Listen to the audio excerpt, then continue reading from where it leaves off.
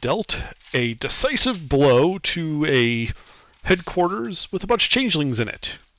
A large fight that broke out as you fought the commander of him.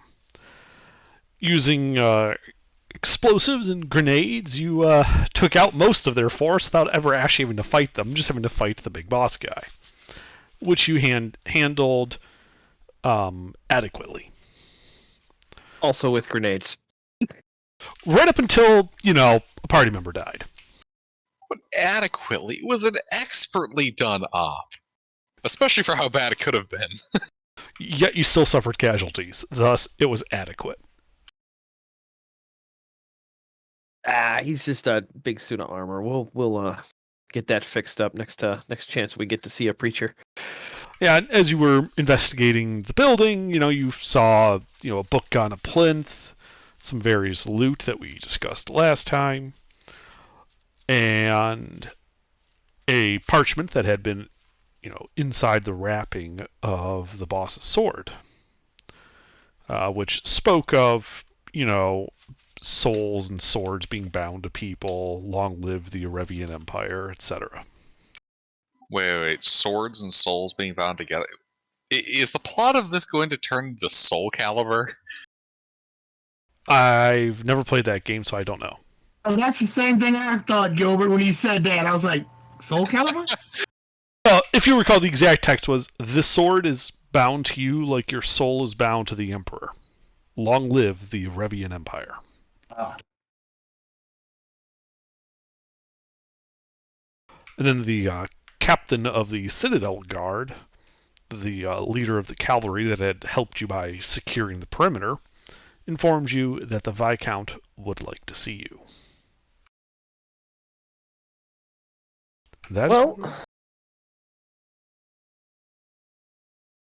I think we should go see the Viscount after we resurrect our friend.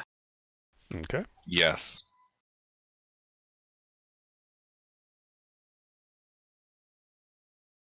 Yes, we should.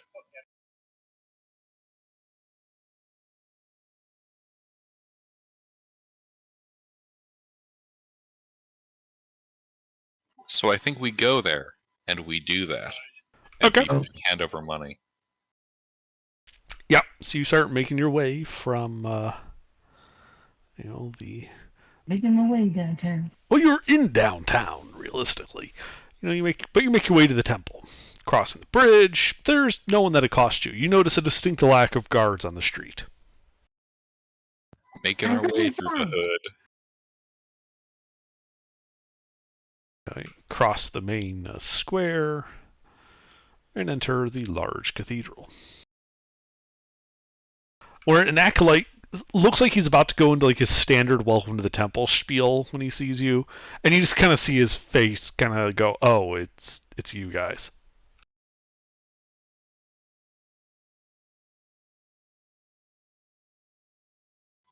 Hello. Yes. You're not going to blow anything up, are you? I don't know yet. Haven't seen anything to blow up, so probably not.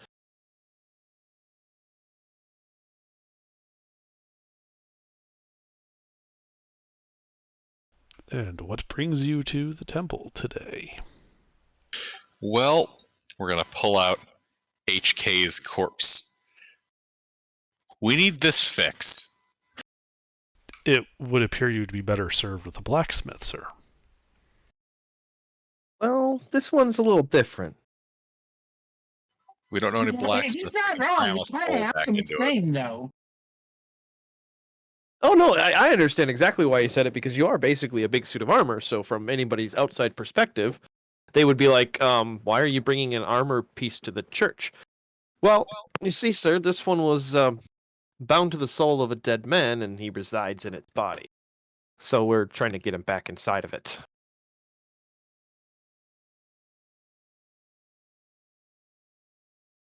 I see. You'll be wanting to talk to the head priest then. Yeah, is Bjorn in his office?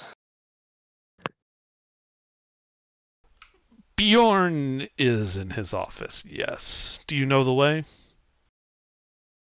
Mostly it's up and to the left a little bit, and then to the right, and then to the left, and to the left, and then to the right. Close enough. I'm sure you won't get lost. Be on your way. Insight check. Okay, make an insight check.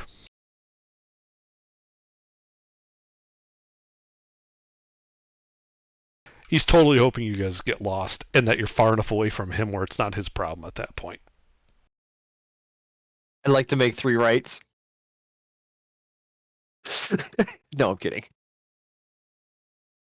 Alright, we'll start making our way up the cathedral passageways, trying to get our way to Bjorn's office, which we do kind of have a good idea where it is. Yes, you do. And in fact, there are signs that tell you, this way to the offices, that type of thing. And you know where Bjorn's office is relative to those. It's a cathedral. It's not meant to be a maze. Just the basement. Right. Up here people actually try to get shit done, and that doesn't get helped if everyone gets lost all the damn time.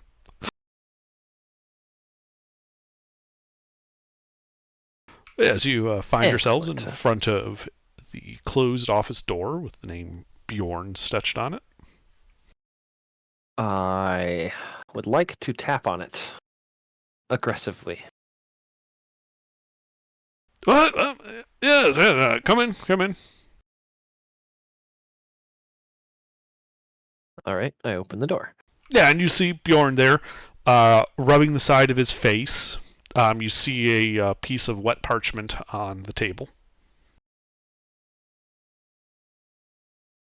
Well, hate to intrude on your nap, but we have a special request.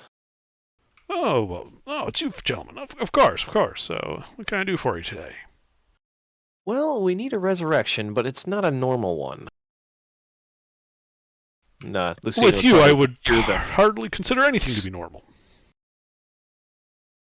and just put the pseudo armor on like one of the chairs or something like that, and be like, "So you remember this thing used to walk and talk, right?"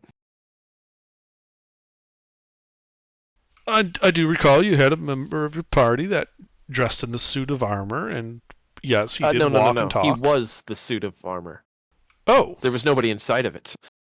I just figured he Just was the shy. soul. I see. Well, I am certainly willing to attempt a resurrection. Do you happen to have a diamond handy? Could we have procured one on the way? Knowing that we were going for this.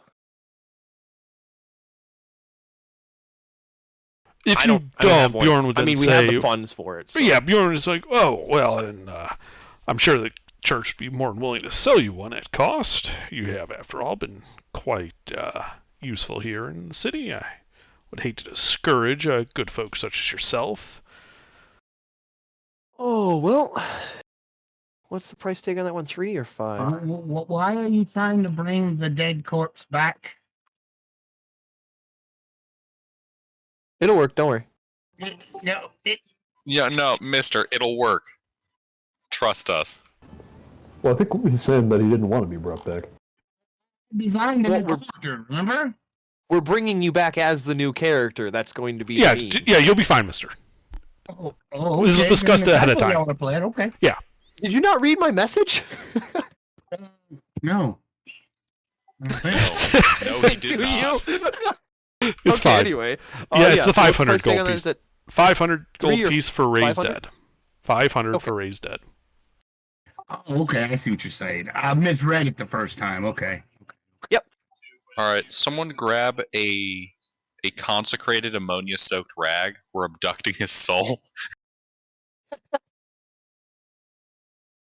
All right. But assuming you guys have the gold on you.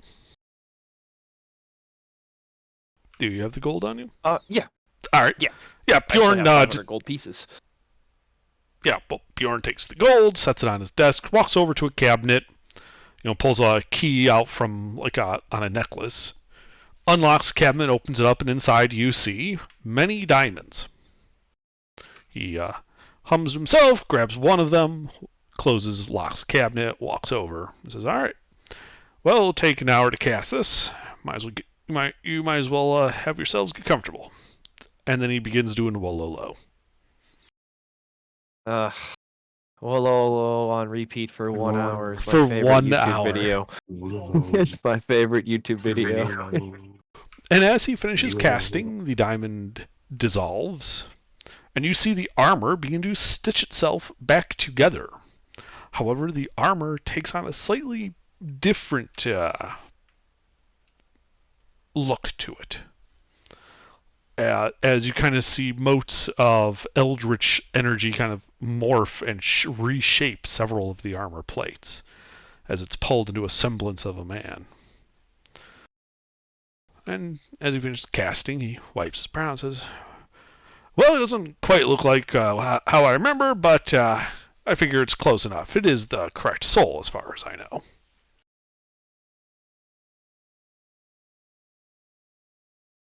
Can't say I've resurrected many pieces of armor before, though.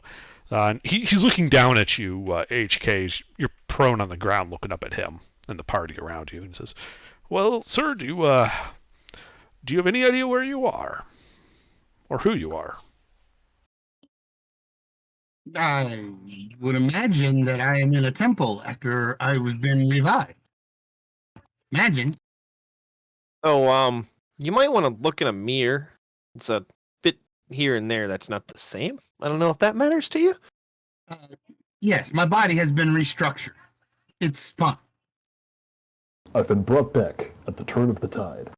No, I restructured my form. Ah. Well, it suits you.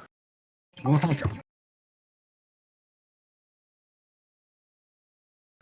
Well, that's all good to hear. Oh, That's- I know. We tried to have him armor- repaired, but he was totaled, so it was cheaper to just buy a new one. That maybe he armor's was thrown not to warranty. 8K. He hasn't threatened to murder anybody. Yeah, and Bjorn continues talking. He's like, "Yes, well, do remember to take it easy for the next couple of days if you could. Coming back from the dead is an ordeal, after all." Ooh. Okay, man. That's not good. It will pass in time, I assure you. It's just takes a bit out of a soul to come back from, to the mortal realms. That'd be a hell of a discourager if it was a permanent effect. It used to be. Yeah, it used to be getting resurrected would cost you 1 point of charisma permanently. Yeah. Every time you got brought back. That's an interesting expense. Yeah, every time you just become slightly more distant and detached than you were before. Yeah, that's the reason for it, is because since your soul had crossed over, when you bring it back to the body, it's not fully there. You lose some of your charisma. Yeah, you lose some of your No, drive Constitution. to be human, to stay alive, shit like that. That or all of the horrible wounds and scars just make you look uglier. That too. Yeah. I still love the meme that charisma is just how pretty you are. Yeah. It's basically your social skills. What's it called in Call of Cthulhu? They call it something else that's more like directly that. It's like a appearance or something. I don't recall. I don't either. I know you have, the only one I really recall you have is sanity. I know you have that one. Slowly lose that one to cast spells and shit.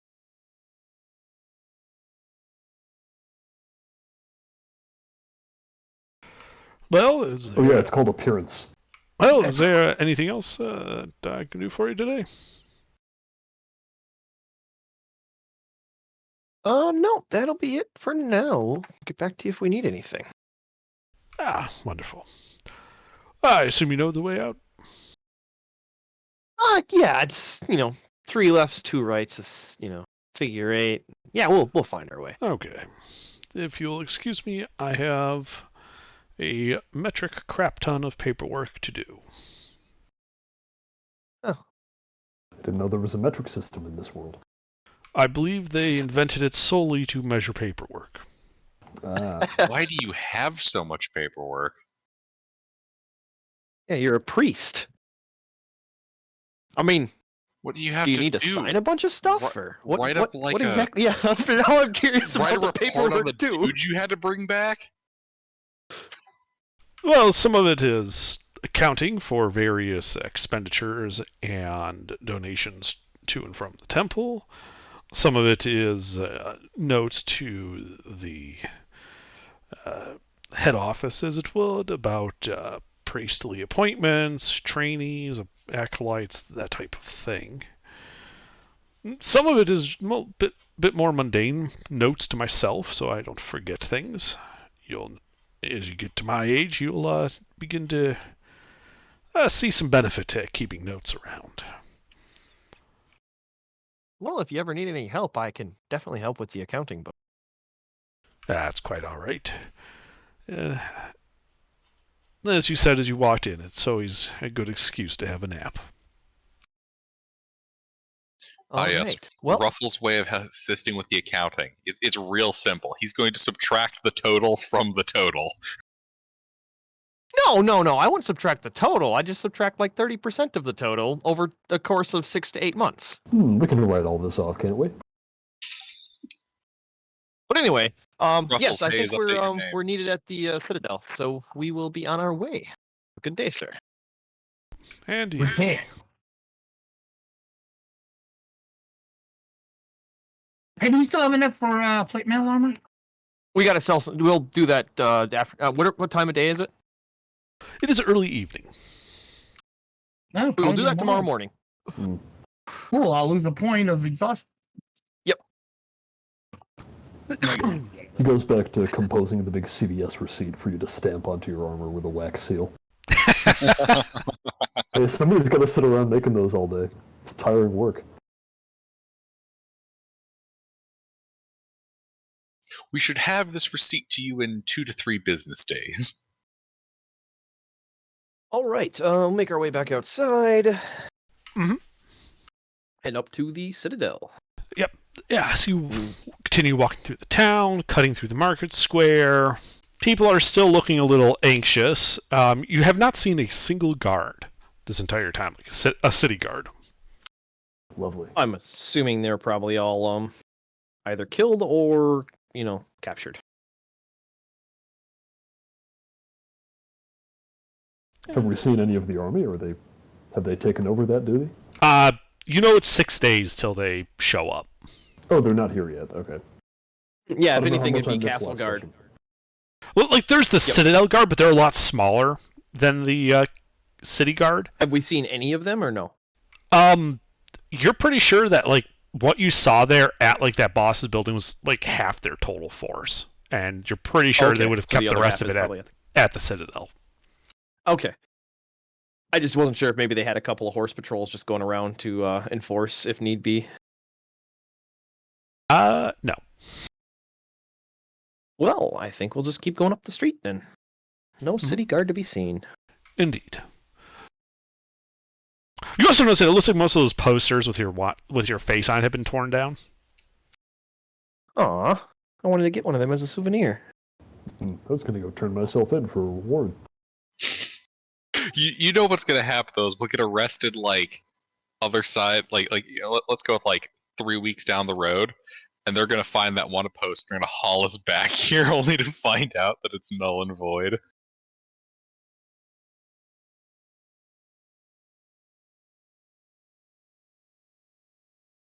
Yeah, there's no way some overzealous paladin would like track you guys down and be like, "I'm going to bring you to justice."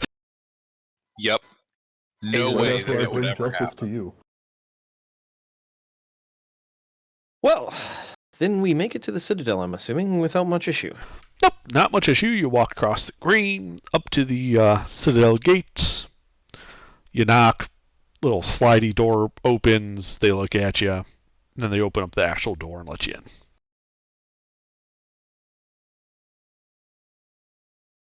One of the Citadel guards says, "If you would follow me, please," and starts walking off towards the palace.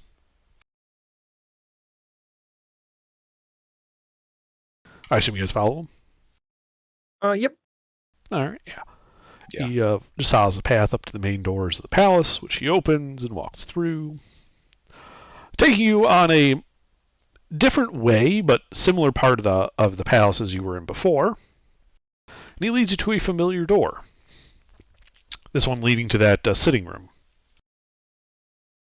And as he opens the door and beckons you through, you see it's this richly appointed parlor.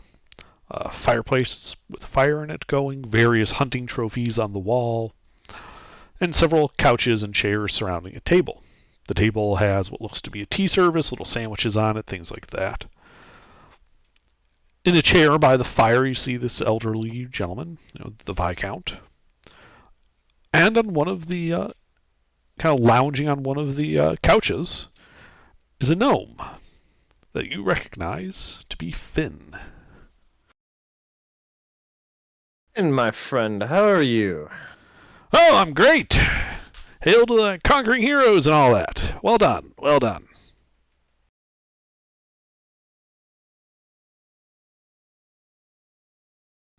Did you happen to find anything in there? A list of names or whatnot? Left the book there. It's roped off.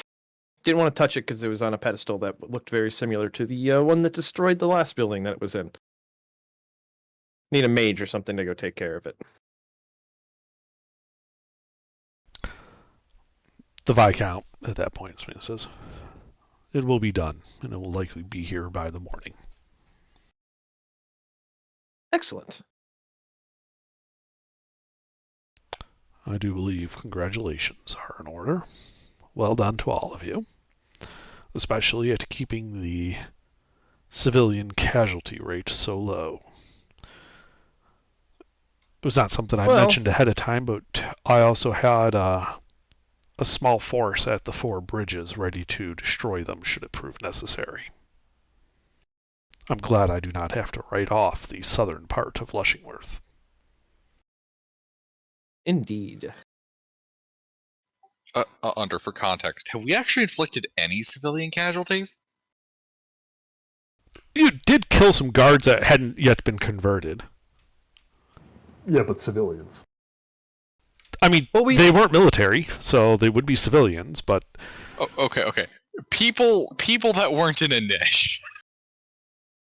No, you guys generally haven't been, but he was basically prepared that if your thing failed, he was going to destroy the bridges, and so when the military showed up, he would simply direct them and be like, this side of the city is clear.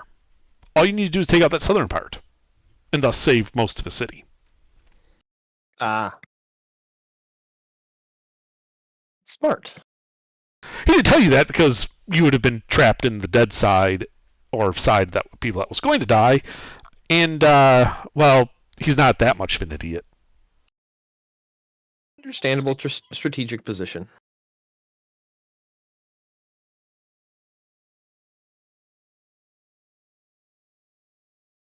Well, anyway,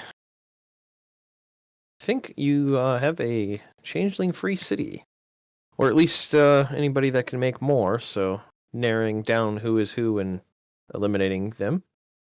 Indeed. Much easier. Indeed. The final mop-up will be dealt with by others. They don't need your particular set of expertise on that. Rather, I think for you and us, it is a much more difficult task ahead of us is in determining who these people were and how we might strike back at them. Well, they were definitely Ifrevians. Oh? And what makes you say that? Katsumoto, your sword in the note. And there was also that dagger, too. Yeah, Also but the yes, note the dagger. literally solidifies it because it says a reverie on it. It's not just item. Can I assume we're able to take it off Katsumoto's person since Hayes appears to have gone absent? What do you want? The note and the sword. Show it to the Viscount so we can present our evidence. Note and the sword. I don't have note and sword. Didn't you took take it the last sword? time. No, I did not. The only thing I He had the note. I had the sword. No, I gave it to someone else. I thought. All right, who has the note and the sword? Leave it to the cop to misplace the evidence. I read it, I think, but then I gave it to someone else. No, you never gave to anybody. You would still Okay, have I it. give the note. I don't have the sword though. Who has the sword? I think I have the sword. Present the sword. Okay, I do. I see. take out the sword and present it like I'm giving it to him. Mm-hmm. Yeah, he gets this look of distaste on his face when he sees a sword. He takes it from you, looks at it, and says, "It does appear to be genuine." And when you hold out the note, Kasamoto, he reads it and says, "Oh, that is the seal of Emperor Kakut. An assassin's blade from the Arabian Empire. Bad business all around."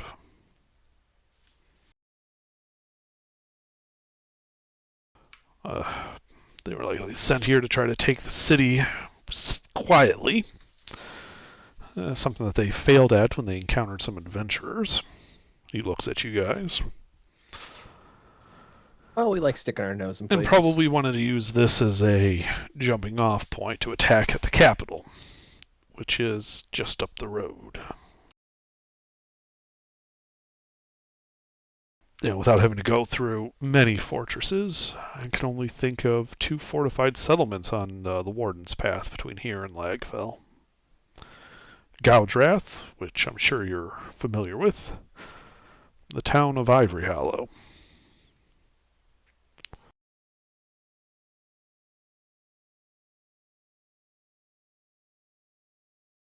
And so we come, I think, to 2 things. I would like you, if at all possible, to return this blade to Arevia, preferably by sticking it in the back of the Emperor.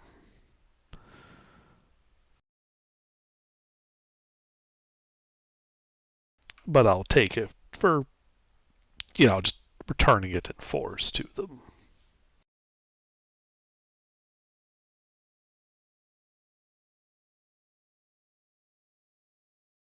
Well, that's a bit of a journey.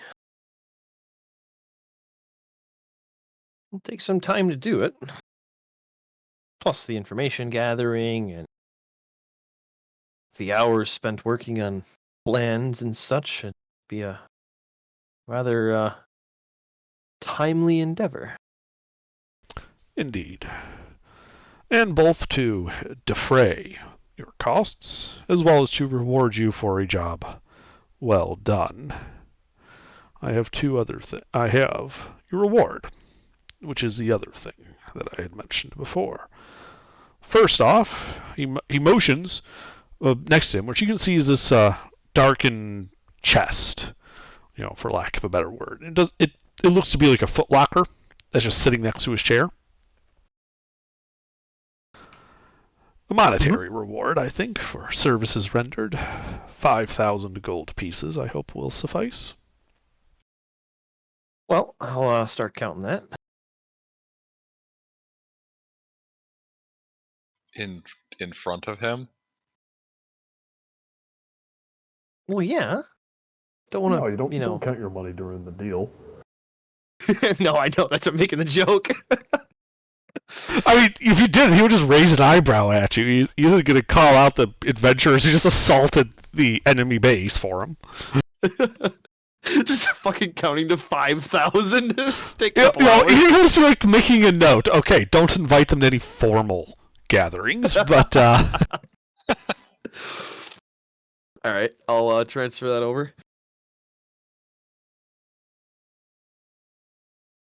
Man, and then he presents us with like some horses, and Ruffle immediately looks at their teeth. Yep. All right, so What are monster the value, does faux the pas? chest have a value to it as well? I'm assuming we're just going to take the entire coffer. yes, the coffer is being presented to you kind of just as a, here, take the coffer. It has 5,000 gold pieces in it. The coffer itself is only worth like 10 gold. It's just a simple wooden coffer. 5,000 gold pieces plus 1 complimentary coffer. Yes. And another thing. The other thing is this. He holds up a scroll of parchment. He unfurls it and reads it aloud to you, and he says, "By the powers vested in me as a Viscount of the Duchy of Vibay, underneath the Duchess of Catrin, and all the authority and responsibility therein derived, I do hereby name you all to be Knights of the Realm. Included in this is all the rights and responsibilities thereof. And by affixing my seal, as he stamps on it with his signet ring, and by affixing my signature on this time and this date, you are officially given your knighthoods at this place." Wait, somebody read that. I need to know what the responsibilities are. All it says is the rights and responsibilities thereof. Okay, what are those? Well, you're not peasants, you are not bound to any land, as it were. And so your knighthoods really just carry with it a duty to your liege lord. He kind of points to himself, and those of superior rank. Realistically, he points to the chest. We both know you're adventurers, and that you don't work for free or simply because it is the right thing to do. And that's okay. I have no intention of stiffing you on any further requests. What I thought might interest you, and the reason I called this a reward, was not so much the responsibilities aspect, but the rights thereof. You see, by being a Knight of the Realm, you are exempt from most laws, except those of a particularly heinous nature, murder, rape, etc. No pillaging the villages, please. But minor crimes, trespass, things of that nature, you are essentially immune to. Along with that... Oh, really? I'll grab the parchment and start kind of looking at it a little bit more. Again, all it says is... It's like the official certificate of... It just says the rights and responsibilities thereof. I'm hearing a lot of what he's not saying. It would also follow that most non-knights, that is, not men directly under a banner of military arms here, such as city guards, are generally bound to follow your orders. And thus, if you find yourselves in the Duchy of Vibay and in a bit of a bind, you can demand forces from nearby settlements, and in essence raising levies under these authorities. Andy. And of course it also grants you unlimited safe passage throughout the duchy. And our allies will typically recognize that and give you safe conduct as well.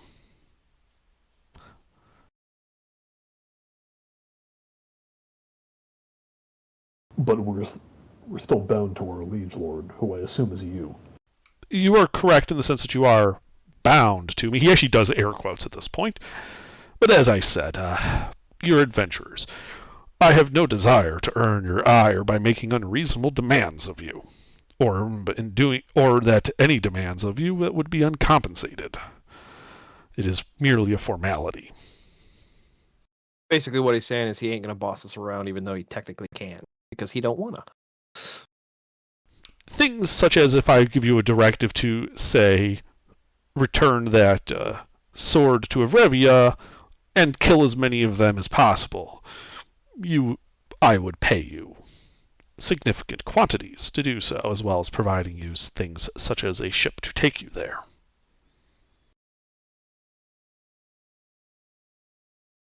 Well, that's all well and good, but for personal reasons I have to refuse. I'll happily take your orders through the rest of them, but I can't agree to this.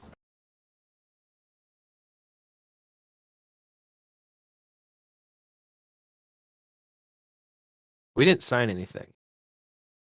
We just I'm have a aware piece of of that. paper. Indeed, I understand if you have conflicted loyalties regarding this. It is not that unusual among nobles, especially around borders, to have allegiances to lords and the like on both sides. It won't be an issue. And as I said before, this is not so much the responsibilities, but the rewards. Also, being a knight entitles you if you'd like to purchase land within my domain. You are more than welcome to do so and to build upon it. Well, if she don't want it, she don't want it. One of us can buy the land. She'll Indeed. happily hunt on it, I'm assuming. Under. Mhm.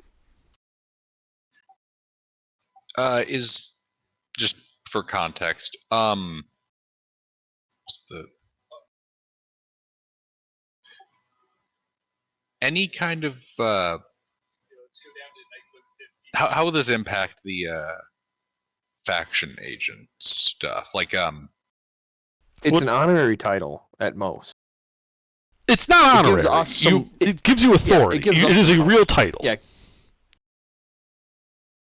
I mean, it gives us power. That's all it really does. It doesn't impact any of that shit. I'm not sure. What faction are you worried about? side of the spiritual rope. I'm just wondering if like contextually what stuff I should be aware of.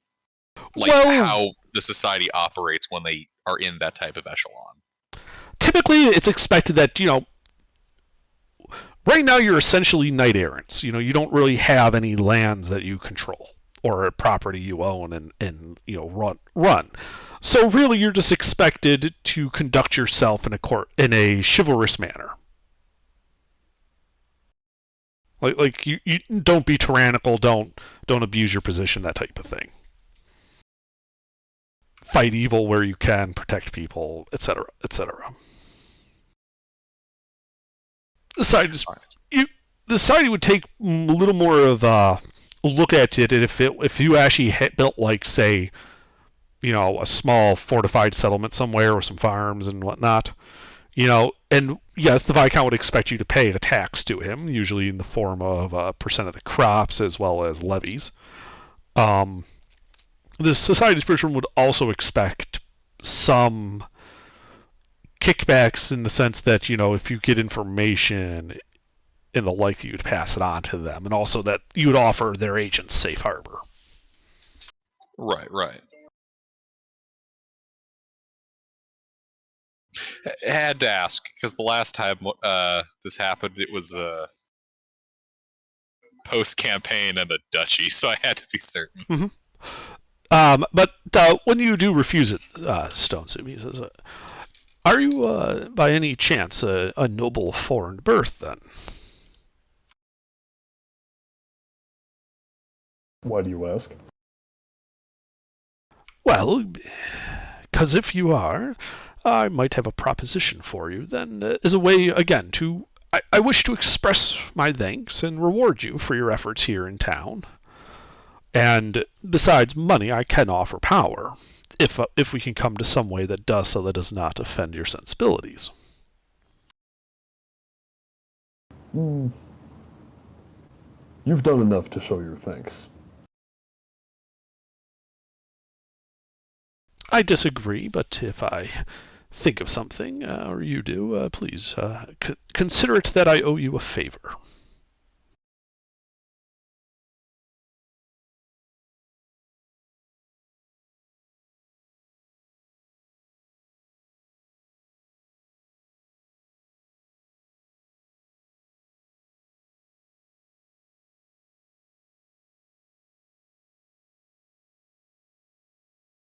And so now, my newly minted knight errants, I am curious as to what your intentions for the future are.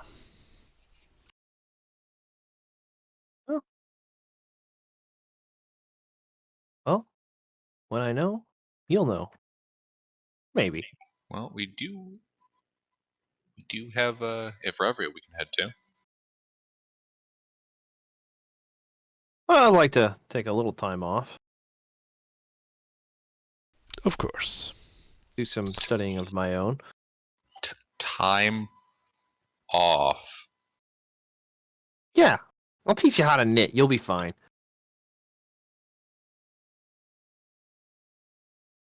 Well, you are free to come and go from the palace as you see fit. Some quarters have been set aside for your use. Take all the time you need. Excellent. But if there is nothing else and you have no further need of me, I would bid you a good day. Well, good evening, I suppose. It has been a good day. He nods, walks out the door closing behind him. At which point Finn speaks up. Well, that was certainly something. So, is just on any chance that you weren't willing to discuss your plans with the legitimate authorities, do you guys have any? Well, it sounded like we wanted to go to Arevia. That's what he wants. I was asking what you wanted.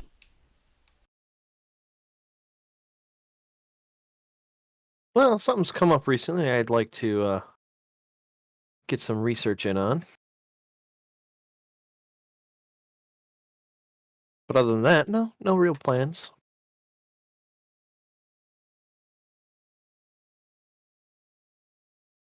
Outside of Evrevia, nothing at the moment.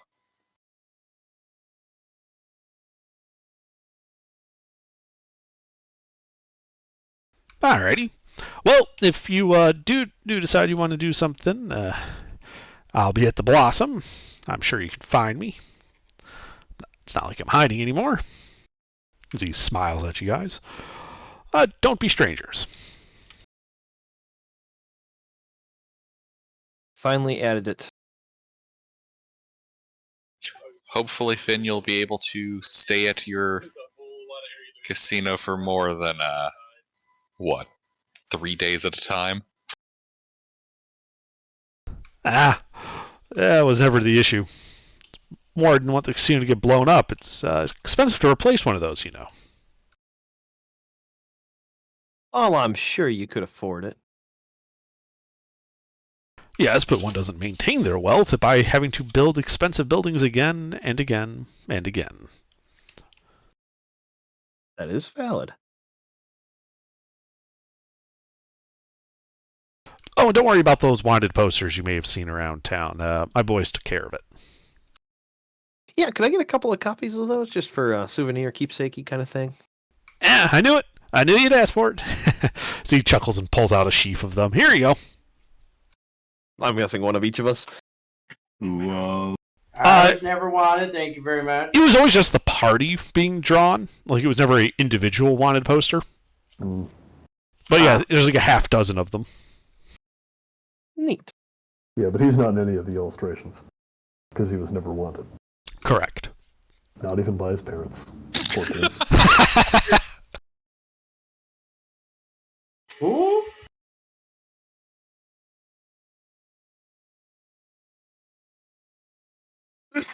Oh, I'll hang this up in my room. What room? Oh god, I feel like an idiot right now. I tab over to the map to look at the stuff we could do, and I'm looking at this like, wait a second. This isn't Under's map!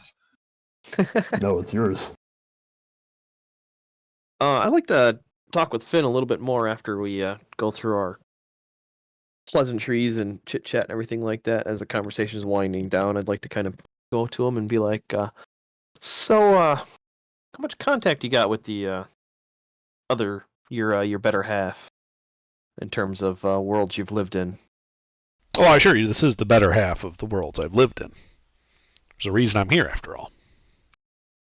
Valid point. But as to the meat of your question, not a whole lot, and I think both sides are happier for that.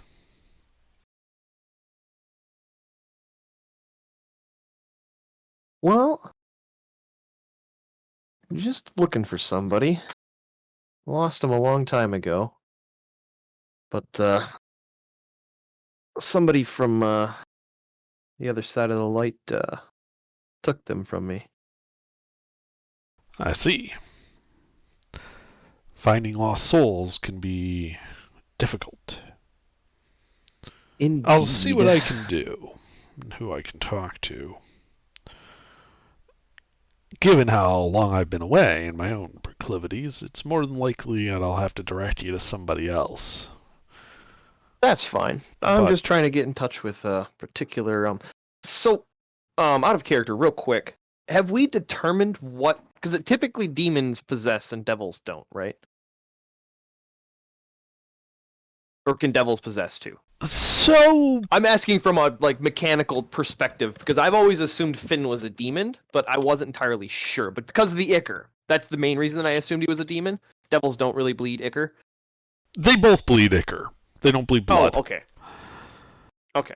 So, generally speaking, neither side really does possession exclusively. Some creatures of both natures can possess.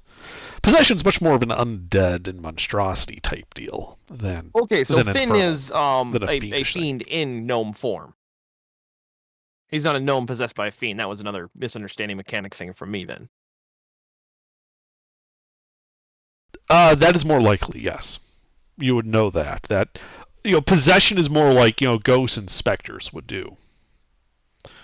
A particularly skilled necromancer might be able to insert a soul into another body to Well, quote in that unquote case, then I need resurrect to someone. ask Finn a very important question. What you rocking? Horns or a tail? At the moment, neither. Well, if you weren't that short.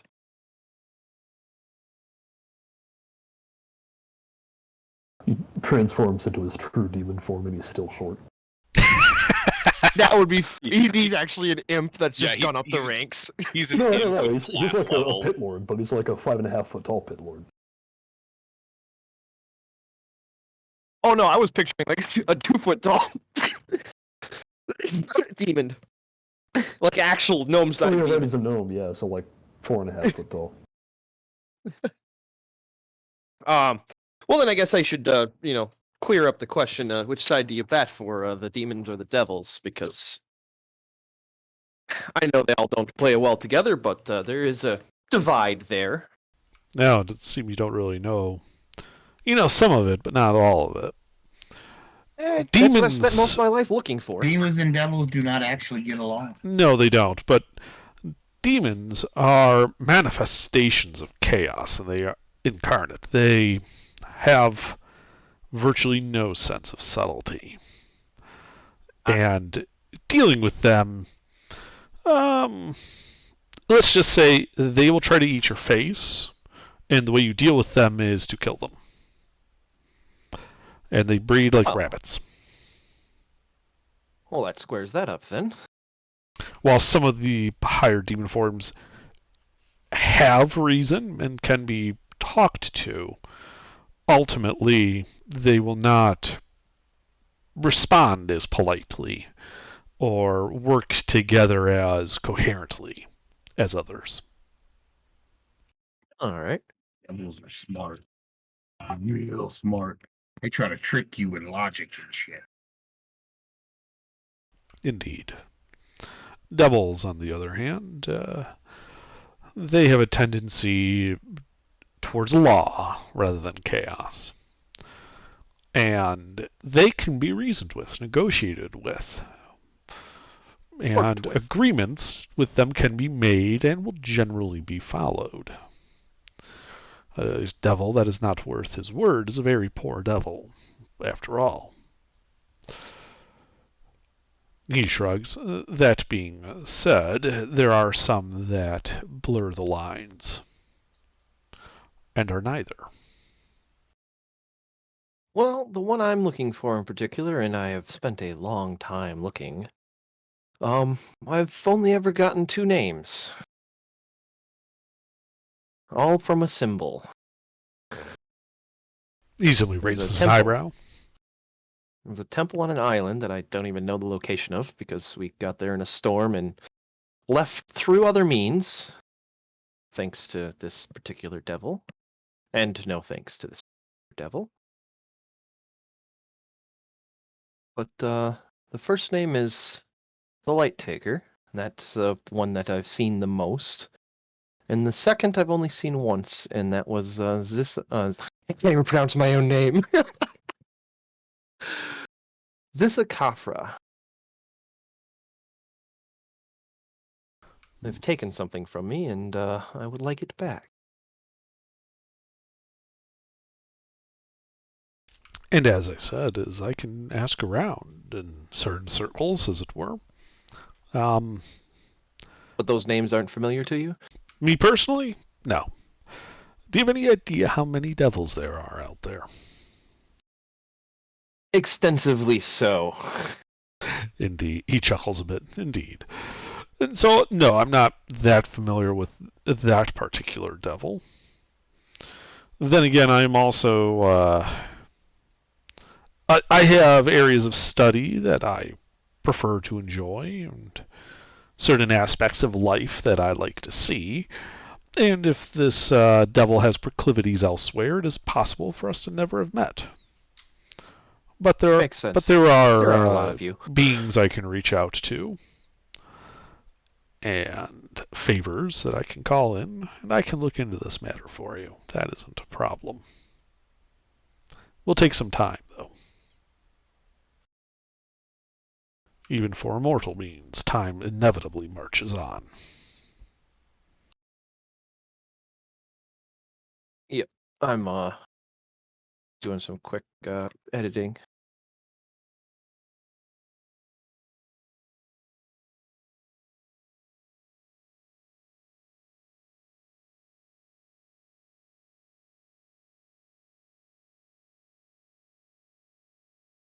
But yeah, there is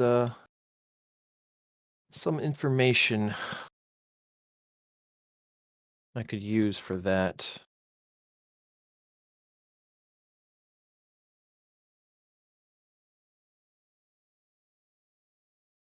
Finding them anyway. Like I've said, I spent a long time trying to locate them. Indeed, I'm sure you have.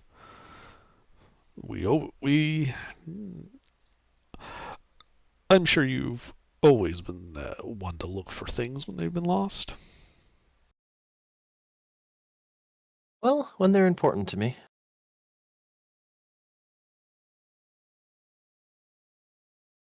Mm-hmm.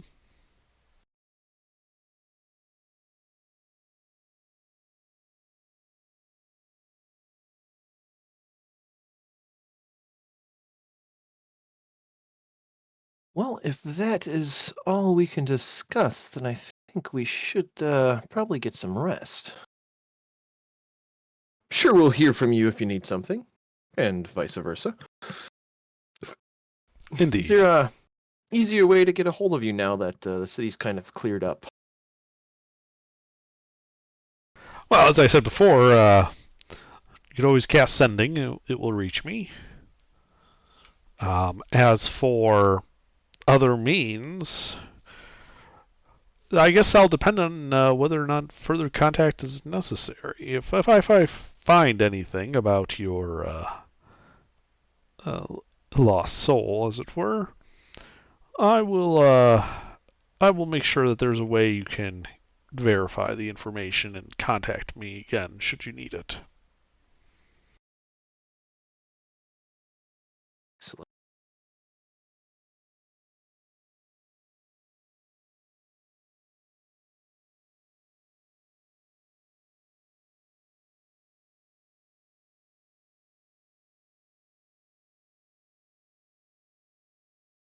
I think we'll make our way to our rooms then.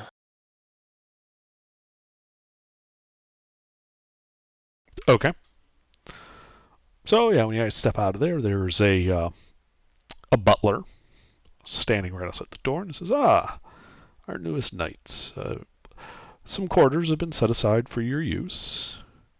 Is it Phil? If you would follow me." Yes, it's Phil. Yeah. And he leads you guys through the palace, not towards the guest quarters, but like to like an upper floor, and the rooms here look to like at least the hallways here are a little nicer. And you're shown to a suite of rooms.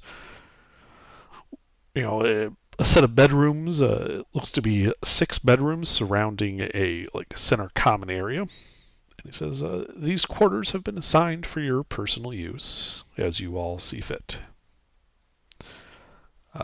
The only meals and the like can be taken here or in the grand dining hall. It is entirely up to you. Should the Viscount ask for your attendance at a formal event, I'm sure sufficient notice will be given. We're anointed knights now of where, Charlie? Duchy of the Bay. The Viscount of Lushingworth has made you all Knights of the Duchy of Vibay. ABAY?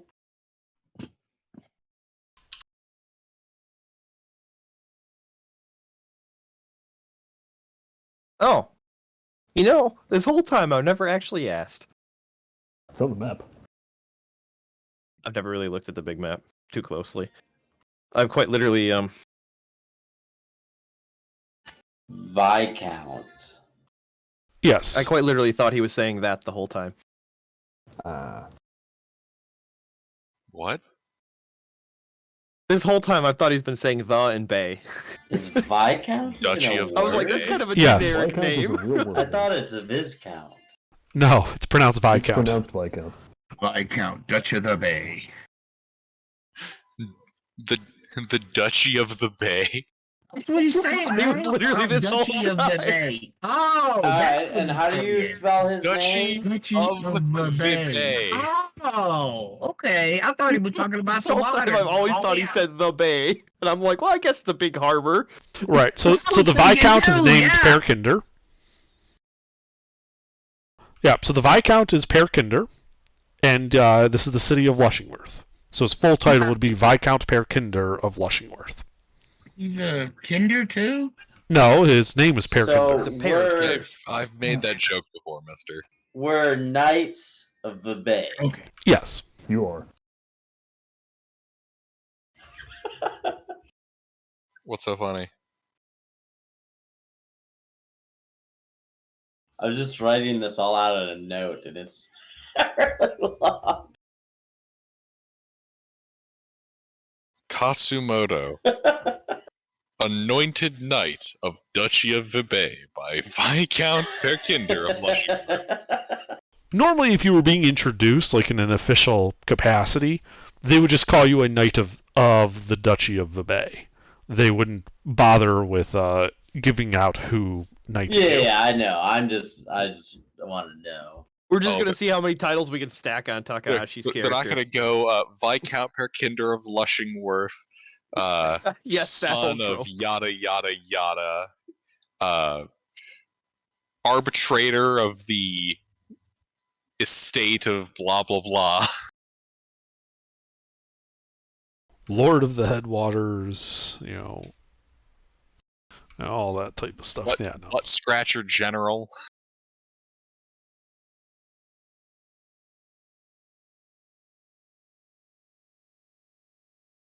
Corraller of Fae.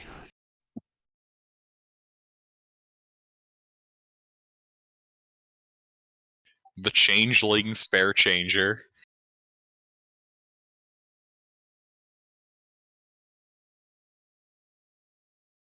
But yeah, he's a Viscount, and Lushingworth is his seat of power, and generally he would also hold sway over the surrounding lands and villages. Okay, wait. What's the kingdom we're in then? The Duchy of Vibay is the sovereign. Like, the sovereign of this area is a duchess. There is no kingdom here.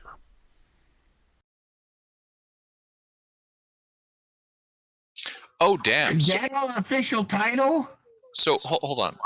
This area then between the Duchy of Vibay, the Tyrol Cooperative, and the Macorvia trading zone. So that like middle section is all just like wilderness. So, The Oak Plains are not that densely populated. And yeah, there are claims over sections of it by the Duchy of Vebey and the Machiaveria Trading Zone. The Tiro Cooperative don't really go much past those hills. Just they tend to be fairly isolationist. They keep to the forest there and the hills, but they were large enough to warrant a shield on the map. But there's nothing there worth fighting for. Are you able so to, borders are not neatly defined. That's what I was working on. Sorry, I was. Are you able to repost this map? It's not pinned anywhere. I mean, it's in the On wiki, the wiki. and I believe the wiki Use is the pinned. wiki. And so yeah, the Oak Plains are not very densely popular. There's not a whole lot of infrastructure out there, and so the border is pretty loose and fuzzy. That's a lot of that whole, local lords kind of ruling over a section of it, and their allegiances can sway back and forth between Machiaveria and Vebey, depending on the winds of fortune and like who's doing well and who bribed them last, that type of thing. Officially, they both kind of have overlapping claims, but they haven't had. There's nothing valuable there, and so no real reason to press their competing claims yet. What side of the map are we on? I can't. Duchy of Vebey. The Kinda eastern blurry. continent, the southern portion, there's an area with the Duchy of Vebey, east or west of the Sea of Thorns. North of them is the Machiaveria Trading Zone. So it looks like if we want to get to Evrevia, we have to go over land to get to the Or ocean. around. Well, yeah, but that's going to take a long time. Sailing is faster than land travel. Even if you have to go down and around. Yeah, I suppose. Because you're always moving. Is the sea navigable up there? Can you go around the whatever peninsula that is? Where are you looking? The far north. Yes, I was saying we were- yes, there is theoretically passages through the cracked sea, but given the frozen nature of that area, they are not permanent. They change and shift over time because it's a bunch of icebergs and ice sheafs that you are navigating between, and they float and shift around. So yes, you can generally navigate across through the cracked sea at the north, but most captains won't. So what will likely end up happening is if you were to take a ship there, it would either bring on somebody local around that point, or you would change vessels to somebody else who would then get you through the cracked sea. Yeah, or we could just go into the Bronze Bay and finish the journey on land. If your whole intention is to reach the Evrevia Empire, you wouldn't have to cross land to reach it because its borders are on the Bronze Bay. Like the port you would come to in the Bronze Bay is an Erevian port. Oh, so like even before that, you'd be running into ice. Out of No, I mean the curiosity- cracked sea is the hard part to navigate is that thin part north of the Bronze Bay, but below the polar cap. Yeah, that's That- what I figured. That part there is hard to navigate through reliably because Okay. there's no permanent charts that are accurate because the ice sheets are always moving. Yeah, so we can Coming just up not from go there, that yes, way. there'll be more and more icebergs and floating smaller chunks of ice, but navigating it isn't terribly difficult. You'll see them from far enough away normally. Out of curiosity, does Evrevia control the entirety of the bay, or are they just on like say 2-3 like one? They sides? basically control the entirety of the bay. They have essentially uncontested authority north of the Steldir Mountains. Okay. So Do they basically, also control those woods there. The ones I can't really read because of the image fidelity. so there's two. Let me post a bit more of a high resolution zoom in of that area. That's not the image fidelity. That's the whatever filter that's on it to make it look like parchment. Oh no, Yeah, it's pretty clear on mine. I've got a updated view of it. Mine's straight out of the wiki. Yeah, Come on, the wiki. You can zoom in, you know. I'm zoomed Yeah, in. it's not clear. So can I, and I have a higher resolution version of the map. Oh. Ah, yes. So that's kind of a zoom in of the Evrevian Empire. So yeah, they basically control all of Kirk Castle Timberland, and they claim the Tromac Forest, but forces of the Dragon Throne do routinely push into their control over it, while they claim it absolutely isn't absolute in fact. Gotcha. Is this where this guy wants us to go? Yes. And this Dragon Throne, I know that they're engaged in like prolonged war with the guys to the east of them. How regular is their conflicts with Erevia? So they in Erevia, they have a constant low-level conflict. Generally just speaking of, not like they're attacking each other, but rather that they look at each other with suspicion. And the problem is the Stonier Mountains separates them for the most part. And so neither side wants to incur the expense of large-scale troop movements through the mountains. So Evrevia, usually when they're on the march, they're pushing along the northern coast towards the Sea of Fire, and end up fighting Silesia much more than they do the Dragon Throne. Whereas the Dragon Throne also tends to fight Silesia when they go through into the Hills of Conquest. But there are limited skirmishes and the like all along the border between Evrevia and the Dragon Throne. Both sides just kind of saying that, that they're essentially just probing attacks of both sides just to see if they can find a weakness that they can exploit. Not that they're at an active, raise levies and go to war type setup. Right. They send their skirmishers out, they puff their chest, they throw some javelins, a couple dudes get hit, they pull them back, and yeah, they grumble about seeing them next time. Some small farming villages might get raided, that type of thing. No major fortifications have been hit. None of the major Evrevian fortifications inside Evrevia have been hit by the Dragon Throne.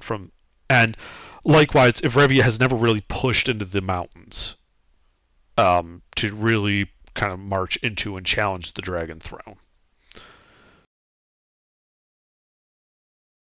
That being said, there is trade between the two nations. The mountains are significant sources of ore, various ores and gems, and Evrevia has a rather large industrial base that allows them to process those ores. So, but Evrevia has, while they have ore in the like up there, they don't have quite the massive reserves that are in the mountains. So they import a lot of it and export weapons and the like. They're arms dealers for the most part. These are the guys that's like, hey, I hear you have a war coming up. Well, we've got this really fantastic buy two, get one free spear sale going on. Yeah, very much like that. They'll ship arms and armor to just about anybody for any reason, as long as they have gold. Good to know. It's also a fairly dreary place. A lot of their industrial might is because they have a very large slave population.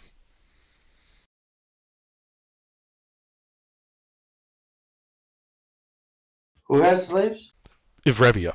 They have a very large slave population. That's how they that have. doesn't surprise me. That's how they have such an industrial power base there. How populated is Evrevia, and how concentrated is it? It is moderately populated. The Western Bay, the Iron Bay there, brings in warm water that actually makes, like, that's why there's a forest there, is because it actually kept the temperature from being super tundra. The Copper Bay is a bit less populated, but it's extremely concentrated. The settlements between cities are far apart and sparse.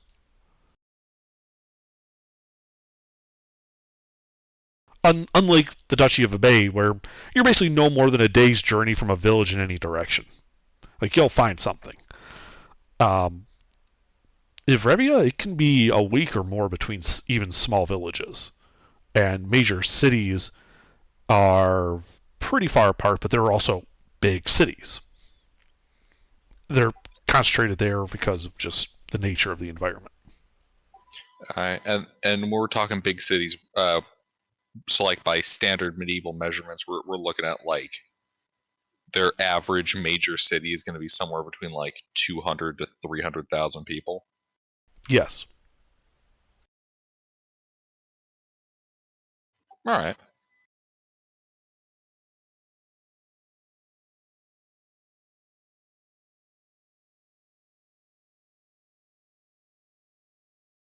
Well, I think we should take a nap and go shopping.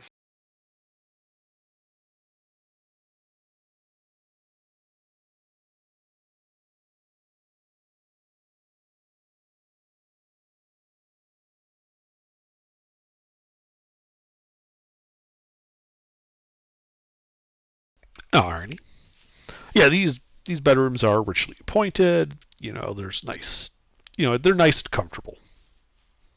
These would be considered, if you were to buy them at an inn, these would be considered the aristocratic level. Ooh. Time to steal the silverware.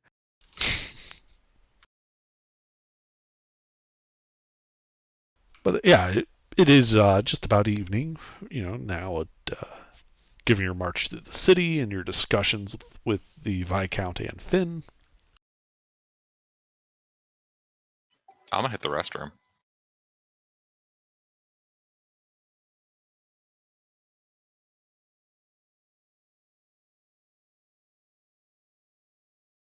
Yeah, and so you guys take your rest. The night passes uneventfully. Morning comes. You've all had a successful long rest. Excellent.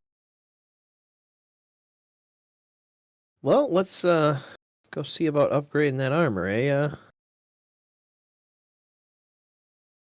Henry? HK? Mister? I was wondering why you called me Henry. We'll call you Henry now. What's your name? You're Henry. Okay. Yeah, Henry Cavill. The 50th. Very robotic sounding, metallic laughter. Very forceful sounding. All right. Yeah, so let's go back to that blacksmith that got that order of arrows waiting at. Oh yeah. Okay.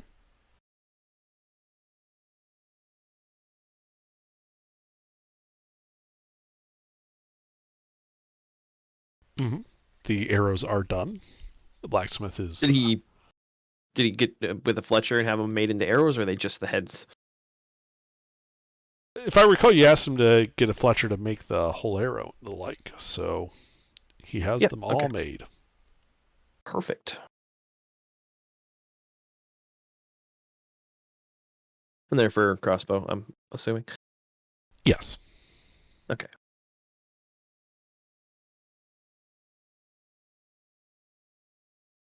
All right. Well, then I will pay him the 30 gold.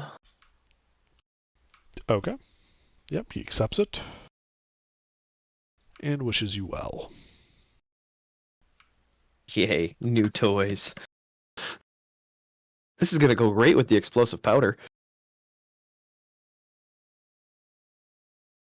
I have to do some finagling to make it work without the detonating on, launch, but I'm sure we'll figure something out.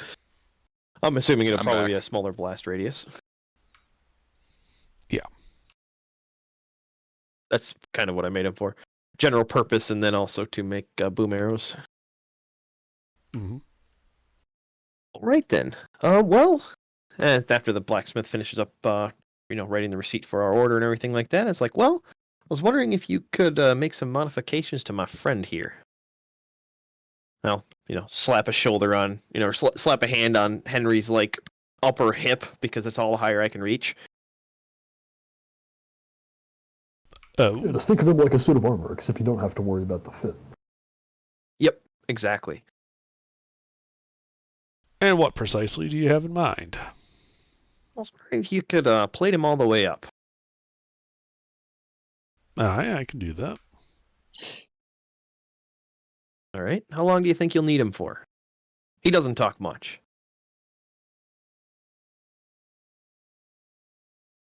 Oh, probably just a day. All right. Well, HK, do you consent to being touched by this man?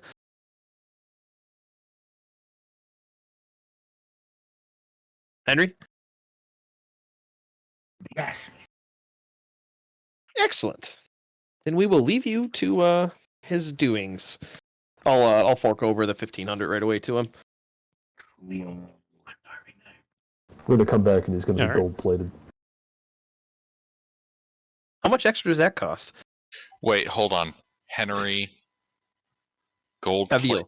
Hold on. Yeah, is he a fucking custodian's fanboy, Henry Cavill now? No, that was actually just because last said session or the plate him session all the way before, up. Hayes didn't like saying HK. He's like, why don't you have a real name? And I'm like, well, we could just call him Henry Cavill.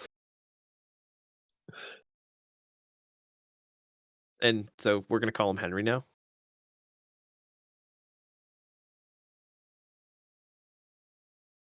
Anyway, yeah, I'll fork over the 1,500 gold pieces so that he can begin working on HK for the day, and then we'll come pick him up at the end of the day after school's over. All right?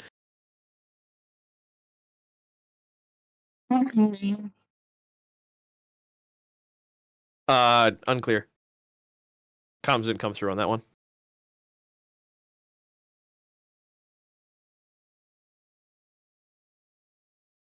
Did you say something important, HK, or no? No.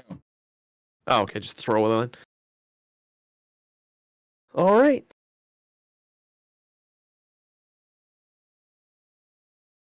Well, what do we want to do next? We go visit the gem shop, Lucina?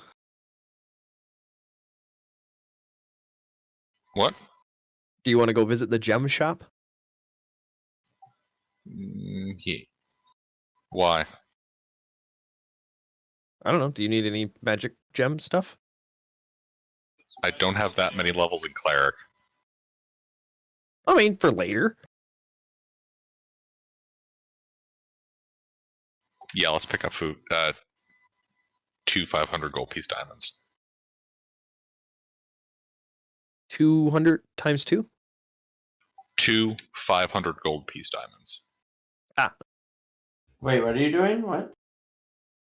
Do you want any armor or anything? Do you want any upgrades? Me? Yes. I don't know what would be an upgrade for me. What are you currently wearing? Studded leather. Are you a dex build or are you a heavy armor build? I'm a dex build.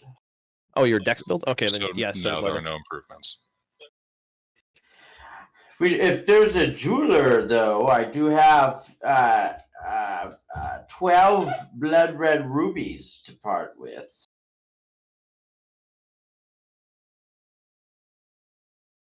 Yeah, we could probably go to it. I mean, we were just at one, so yeah, we can do that.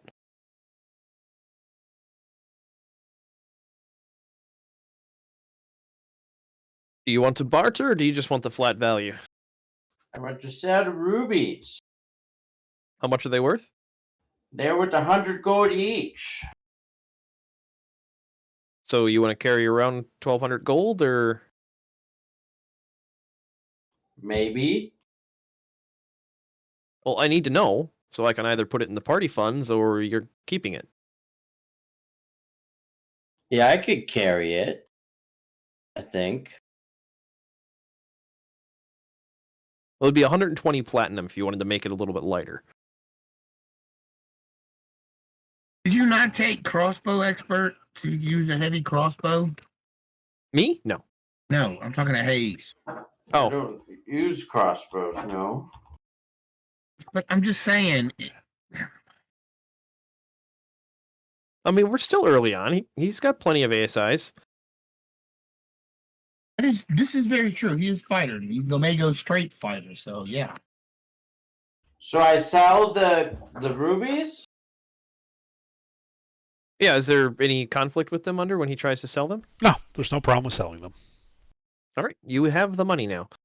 Like I said, so it'd be 120 platinum if you wanted to lower the amount of weight, because coins do have a carrying weight to them.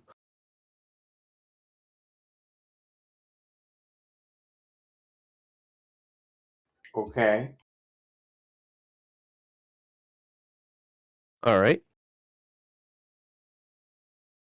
Does Stone Soup want to wear these ruby earrings just so she looks pretty? I They're could, 500 but gold pieces apiece. They might get damaged. Better to sell them. All right. Sell them off.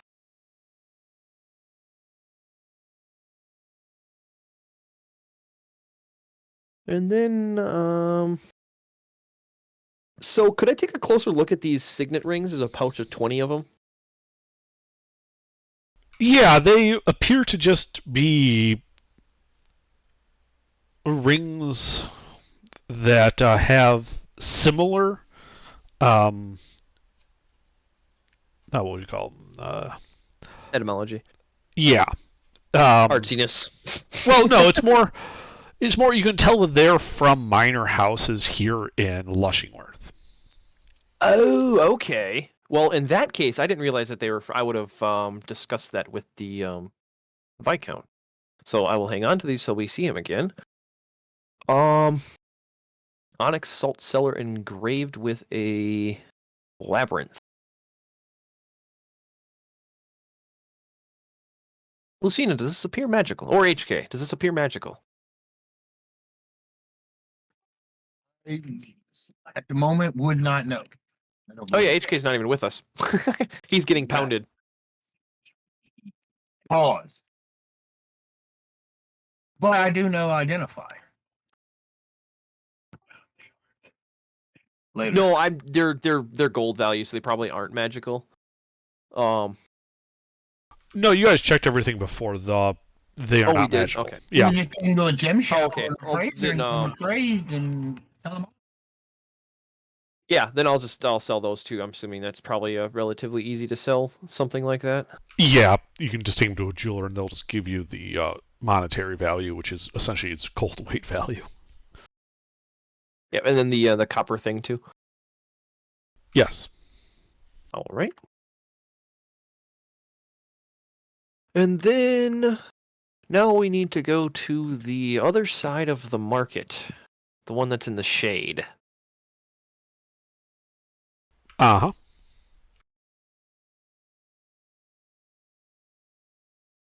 Let's start off with the snuff box. See if I can find a potential buyer for the Viscount's snuff box. Okay. So Does it have any markings indicating it's from the Viscount, or is it just gold and fancy? it's just gold and fancy. Okay. Just wanted to make sure I'm not selling, Viscount's goods on the Viscount's black market. That might raise an eyebrow or two. The Viscount later that evening, servant prevents him the snuff box. He chuckles and places it on the counter next to him. Doesn't even notice it was his and it was gone. No. I've been missing one of these. That he knew it was gone and he just used the black market to get it back from you. All right, so it is going to be, I'm going to say, a persuasion check to sell this on the black market for value.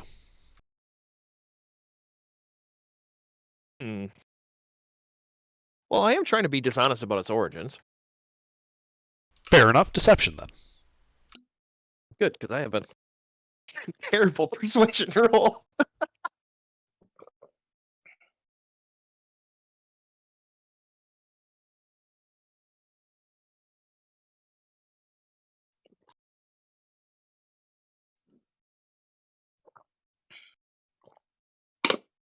Well, that wasn't any good. I mean, it was better than if I had a +1 mod. My persuasion is only +1. Not a lot of interested buyers, I'm assuming. There's not, but there is some. Do me a favor, roll a D100 plus 9. You valued the gem, man. Bumped up the roll. He's willing to pay you 31 gold. So what did I tell you the base price is? 500. All right, there is a buyer. He's willing to pay you 125 gold for it. I like it too much. I'll hang on to it. Oh my god, you fucking selling shit. It's just a bad roll. Yeah, I know. I'm just... And then I would like to go visit my buddy in the Noble Park. Mm-hmm. Yes, Jan of Foix. The noble cell contact that I made. Yep. That I named. But there's a reason I named him that. Gastana Foy, huh? Uh-huh. All right, and what is your Foy Noble, well, I have this exceptional bottle of wine that we recently found on our ventures, and I was wondering if you would be interested in it. From what I can tell...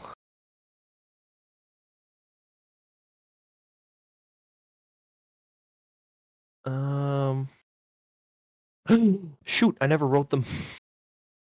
I never wrote the disguise kit modifier number down when I did that disguise. Oh, wait, no, did we ever roll that? I don't think we did. No, we never did. Okay, then, yeah, I'll have to do the deception, disguise, forgery roll in this then. Okay, sure. Go ahead and make your disguise kit roll. Well, forgery. I was trying to forge that it's an older bottle. Oh, okay. I misunderstood what you were trying to do. Okay, yeah, make your forgery check then. So that would be, what, sleight of hand plus proficiency? Yes.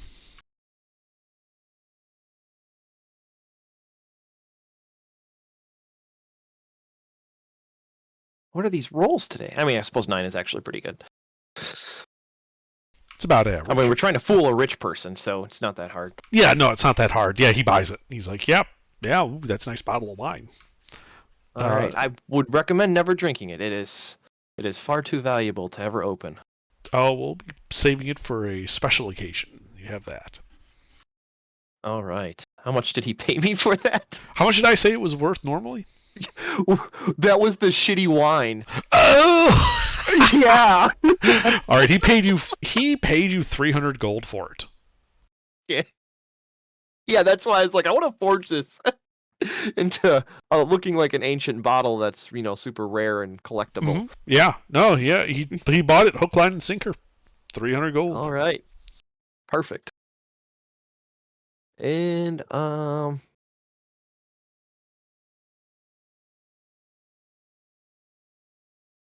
that's it for... Oh no, the book. I have the gold calligraphy book. So let's go talk to... Did I write her name down? Ah, yes. Let's head over to Hermanez Hermitage. We never caught her name, but there's a halfling there that works for Finn. Mm-hmm. Take some time to get there. It does take some time to get there, but are you just using downtime days, so it's not a big deal. What are you trying to do over there? Well, I yanked that book. You got Charlie Papa Kilo 1-3, and I'd like to see what her thoughts are on it. If we could talk in the back about it. Okay. Yes, she starts flipping through the book.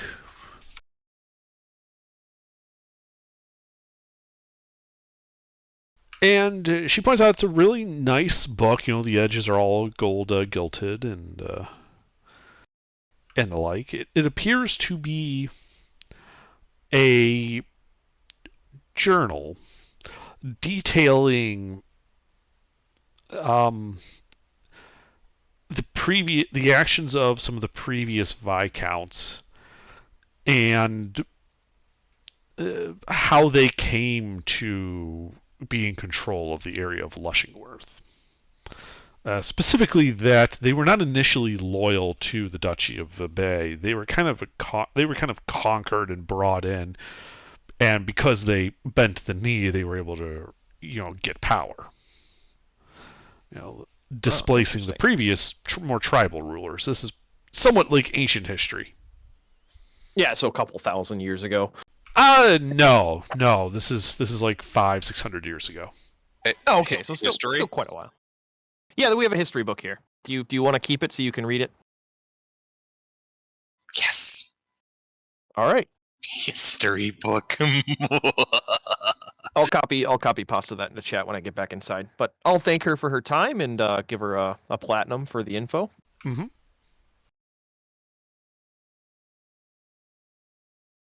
And then let's see, what else can we do? Well, actually, I would like to go to the temple Okay. and see if I can get into their archives. I wanted to do some research on my past. Because I haven't actually been to their archives and looked at it for any of the information in there. I'm sure HK or no, not HK. I'm sure Lucina would enjoy the questions that I have. Okay. For you to gain access to it is trivial at this point. They would just let you in, both because you're well known to the head church and also because of your rank now. You can basically just walk in, and because you are who you are, they'll let you peruse the archives. But it's a big archive, and it would involve some checks. All right. 1 second, let the dog out, and then I will be back to do the paste into the chat for Lucina to add to her inventory because she now has that book. I just had a horrible brain fart. What? What's the name of the city we're in? Lushingworth. Lushingworth? Lushingworth, thank you.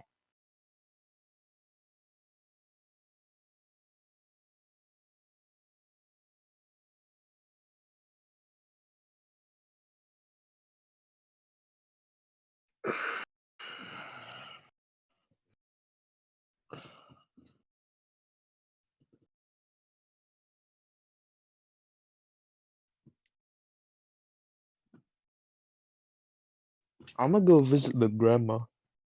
Fucking dead grandma ghost. You're gonna break off from the party and try doing something while we're doing something? Do it.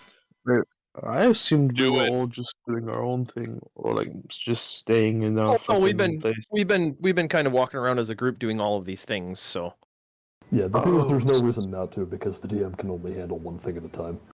yeah. Like we can go visit her, but it's hard to break up and do time transitions because Yeah. while we're doing something, Right. you're doing something, and so it's easier just to do everything as a group.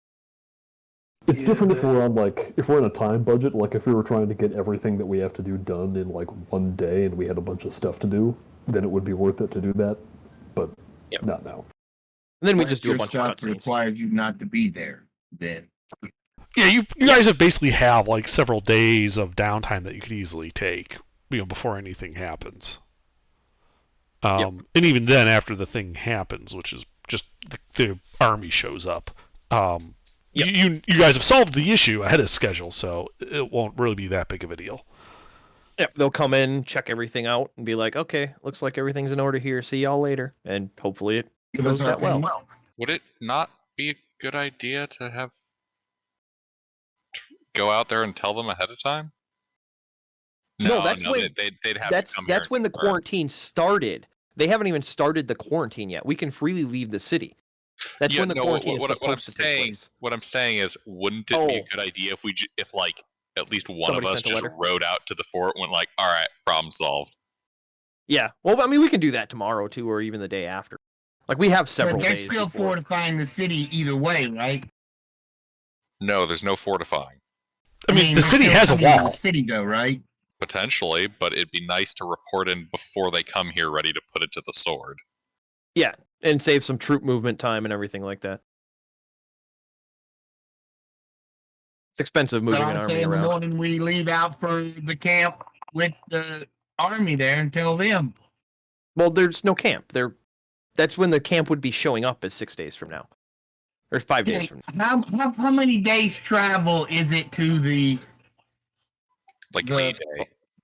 8 day days? and a That half. means the army is already in March. No, a day. Oh, a day. The Fortress of Galdrath is a 1 day's travel up the road. Okay. Yeah. And they're supposed to be Yeah, coming it's- at 8, so they're preparing. In 6. 5 days. Or 5, yeah, I'm sorry, day pass. We slept. 5 days. Okay, so I Yeah. say if it's more. Yeah, no, tomorrow, leave yeah, them in tomorrow the we can head morning. there. We'll get there in the afternoon and give them a 3 or 4 days Yeah. heads up and say, hey, problem solved. You can still send some couriers and stuff to investigate to make sure that we're not changelings and lying. But the issue is resolved. You don't have to move the entire army, essentially. Yeah, no, I have no problem with that. But yeah, so I am back at my desk now. So I would like to start digging into the archives. And Lucina, if you want to dig with me, and actually Alvaros, if you want to change your name. I should change mine too. Oh yeah, shit, I forgot about that.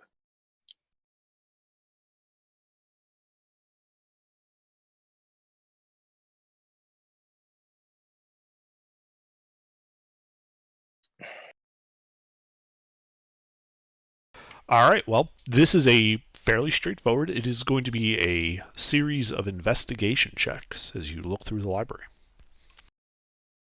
All right. All right, just everybody make them at once, and that way we get the group all together. Well, if whoever's doing the research is the one making the check. Really I'm should assuming do we're it all now. researching Have the best separately. Investigation. Well, what are they researching? Or are you all researching the same infernal lore? I'd imagine I'd be doing something else. Probably like looking if I can just maybe something about my patient. I doubt I could find anything It would about- align with my goals of what I'm trying to research. Like you Could would be be very similar, interested in right? what I'm researching because I'm trying to research devils, Yeah, that's true. and Lucina would be interested because well, Lucina just likes lore. Also, smiting evil. Yes. Yes, true. So I'm assuming we can all make separate checks because we'll all be looking at separate books. Right. It's a matter of this is a skill challenge, so you'll be making several investigation checks. You have to get 3 successes before you get 3 failures. So Okay. I need more investigation checks from you, Freeman. Let's just handle them one at a time, just to keep things straightforward. Okay, I see what you're saying. Gotcha. I can do that. And another. And another.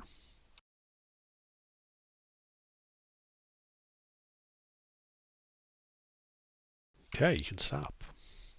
So you're looking through the archive here, Freeman, and you do not find anything referencing your particular devil. Just generalities. Oh, fun. Now, Alvaros, if you're also doing research on this day, you can also start making investigation checks. Will do. Yeah, okay. And continue. Continue. Okay, you can stop. You also do not find anything besides generalities about infernal stuff. Mm. And Lucina, I believe it's your turn now. Go ahead and start doing your own investigation work. Continue. Continue. And stop.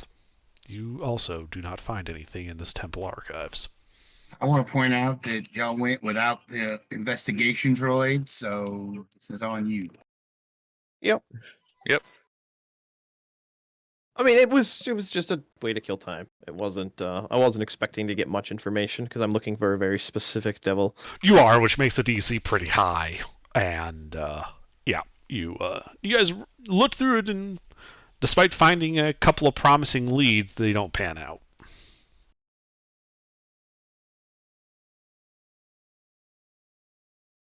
And that is the first day then. Because you would have spent most of that day after doing your selling and the like in the morning. You would have spent the rest of the day in your research. All right, let's go pick up HK from the smithy. All right, yeah, you swing by the smithy.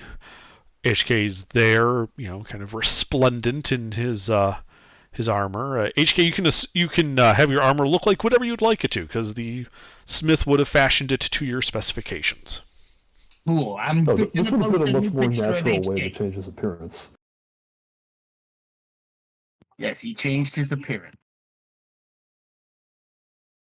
Well, it was on top of also one, upgrading him to plate, and two, the change of class.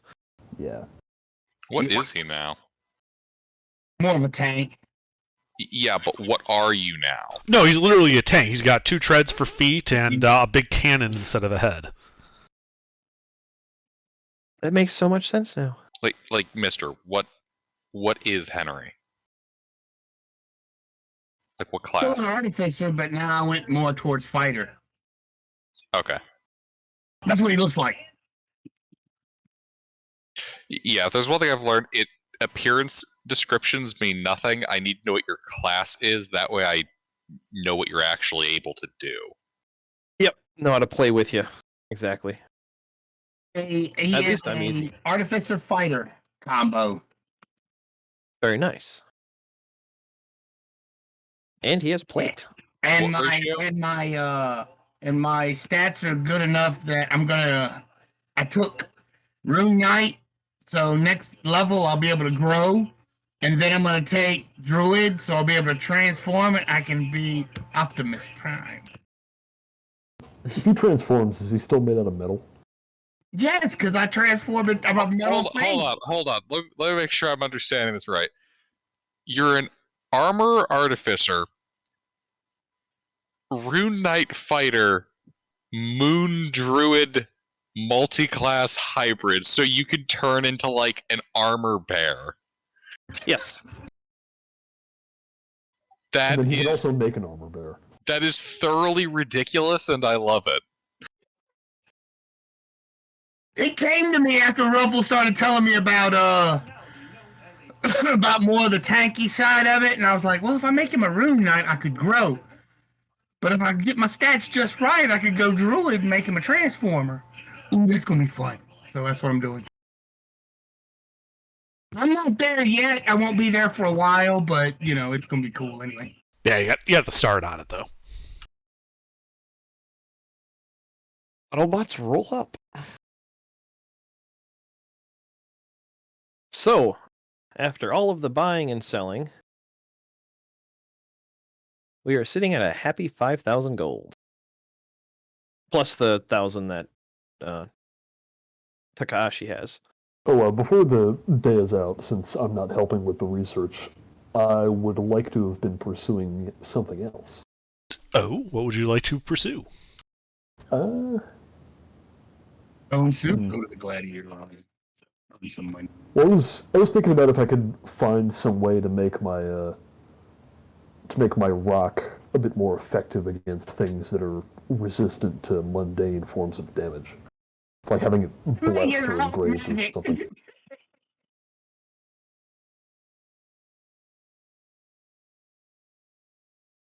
He wants a magic rock. I want to turn it into a +0 magic item. Right. So it occurs to you that while the temple is unlikely just to part with any of its consecrated stonework and the like, you do know of another church that you're pretty sure that would be fairly straightforward to consecrate something pulled from it, as long as it's not actually desecrated.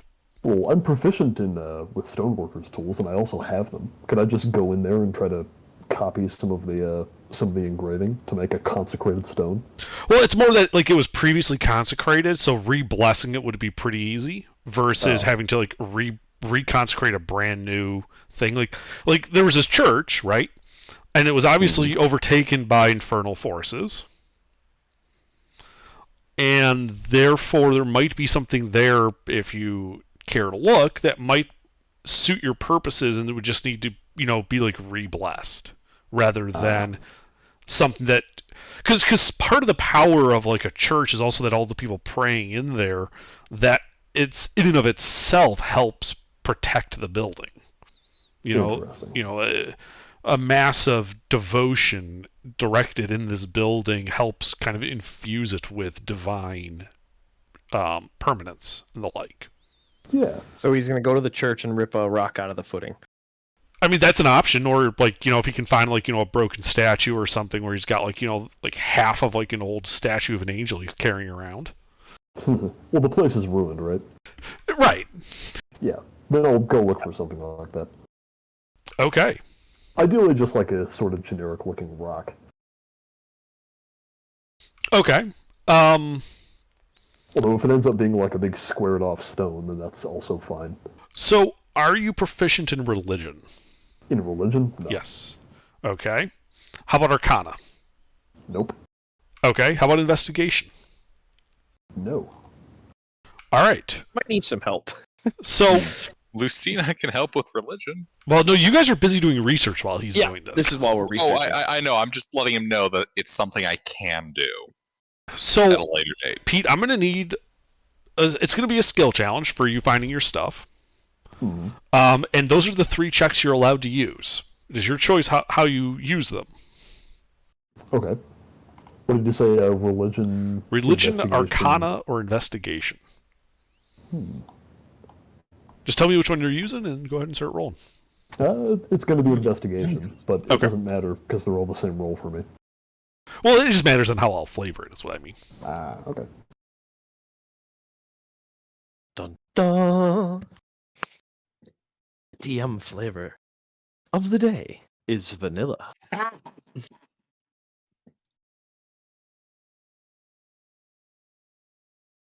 right, continue. You have not... You remember, it's 3 successes before you hit 3 failures. Right. And stop. Yeah. There's no stones here. There's lots of stone there, but none of it looks like it would have any particular religious significance. Hmm.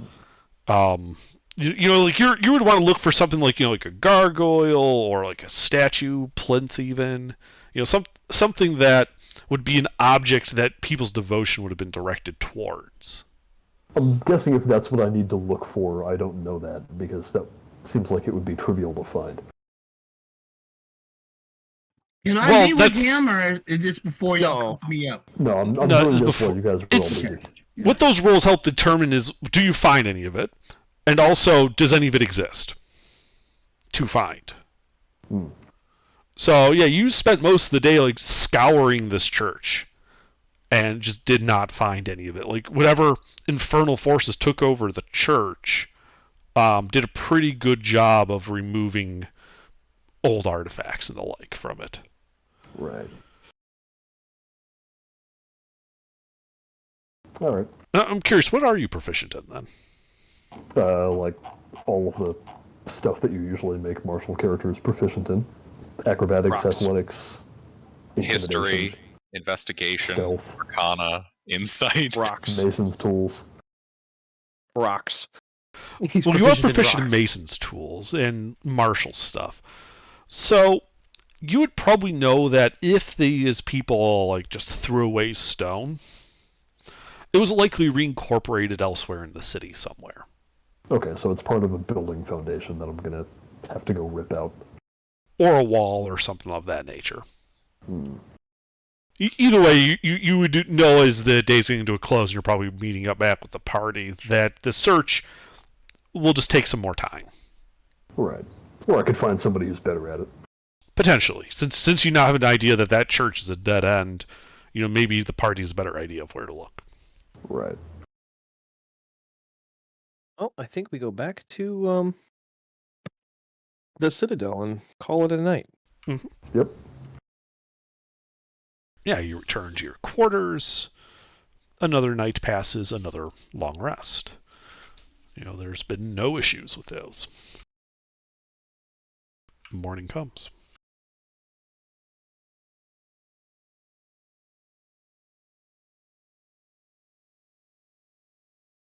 So what do you all want to do? Well, now that we have HK, let's go fill up the bag of holding with some flasks. How's 100 sound? Do what now? How many? We're gonna buy 100 flasks for the bag of holding. You do know each flask weighs a pound, right? Oh yeah, that's right. They are heavy. And the bag of holding does have a pretty strict weight limit. Yep. What's the weight of the bag then right now? Because I know those barrels are pretty heavy. I have no idea, honestly. I know what's in the bag. I don't know what each thing weighs.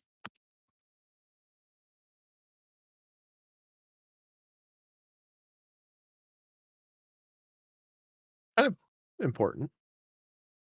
How many barrels So are in what's there? in the bag? I have 10 barrels left. Wait, I know how many pounds of chain I have. I have 15 pounds of chain. I have my brewer supplies, which is 9 pounds. And how much is a barrel? 1 barrel of powder. I have 10 of them. And 42 grenades. But the grenades weigh about half a pound apiece. Mm-hmm. Well, fortunately for you, these are like kegs that are not like full-size barrels. Because full-size barrels weigh 70 pounds empty. No, these barrels probably weigh 20, 30 pounds each. Okay, so we're pushing it, but not near it. So like 30 pounds apiece. That's 300 pounds. Yeah.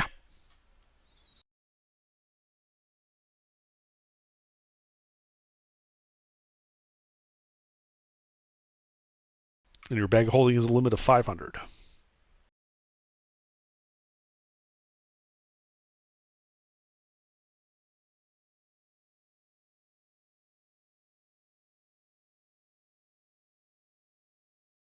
Well, in the morning before we set out, I'd like to see if I can make an appointment. I probably would have mentioned something. The evening when we turned in, I would have mentioned wanting to meet with the Viscount in the morning, if possible. Yeah, his secretary lets you know that he's willing to have breakfast with you. That'll work. Just need to chit chat with him, so it'll be short. Okay.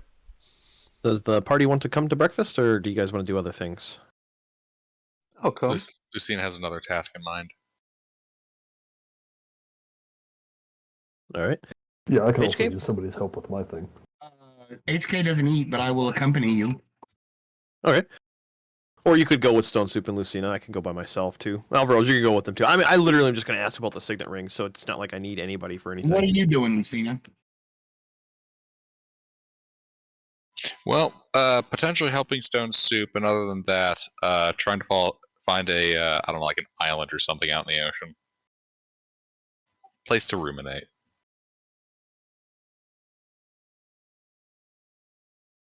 A what? A place to ruminate. You want to buy an island? No. Want to take over an island? No. Like literally hermitage type stuff. Like sail out to an island for a couple of days and sit there and think. Sounds boring. Well, you do know about a certain library nearby. Certain library? Yeah, out in the swamps. Oh, that place. Do we know about that? I'm sure your family would have told you about that, right? Lucina's not a Septimus. Oh, she's not. Oh, never mind. I forgot What that you were a library? Yeah, I forgot you weren't a Septimus. That would have been cool if you were a Septimus. We'd have another plot point. So, I haven't I established a ton say it about frequently that she's not. It's fine. Pete, what was that? I was gonna say, given Goulash's stance on not allowing anybody to get access to time travel whatsoever, I imagine they would have taken steps to prevent people from accessing the place where it came from in the first place. That is a reasonable assumption to take, yes. And they likely would have tried to warn you, because you're a relative of Goulash, right? Oh yeah. Yeah. So family like history, story time, that you would know of this library, you would also know of it as a place not to fuck around with. It is a bad place. Maybe. I don't know if Goulash would have even told his kids about that. Your call, then. Yeah. Totally your call. Yeah, because let's see. Additionally, even if I was using a Septimus, they wouldn't have a way to know unless Goulash revealed it or Octavius came up with clues at some point in the interim between campaigns, because Arcturus thoroughly fucked around with time and found out. Yeah, but there aren't any like small islands nearby. Not in this part of the world, anyway. None that are on the maps. Yeah. Section by the coast. None that are on the maps, yes. Yeah, I mean, that there's like farmland all along the coast. It would be pretty easy just to find a section of beach and plop yourself on. Yeah, assuming Stone Soup doesn't need her help, Lucine's going to go off and do that for a couple of days. Well, I could use the help of somebody smart who knows about history. I will accompany Stone Soup. Somebody smart who knows about history. Mm-hmm. I will accompany Stone Soup. Is HK smart? Does he know about history? Yes. Okay. HK is very smart. Now, I don't have proficiency in history, but I have a +4 in it. He's got a high proficiency in investigation. Investigation's a +7. Ooh. Well, then you also have Arcana too, right? Yeah, it's a +7. I'm a investigation droid, but tank modified version. He's a think tank. Yeah, he's a That's great. Tank. That was a good one. I like that. Think tank Henry. I have Henry spray painted on his chest. Probably Takahashi painted on there in the middle of the night. All right, well, we'll handle the Viscount because that'll be quick. With Then we can Stone go Soup, to we had that. what they do.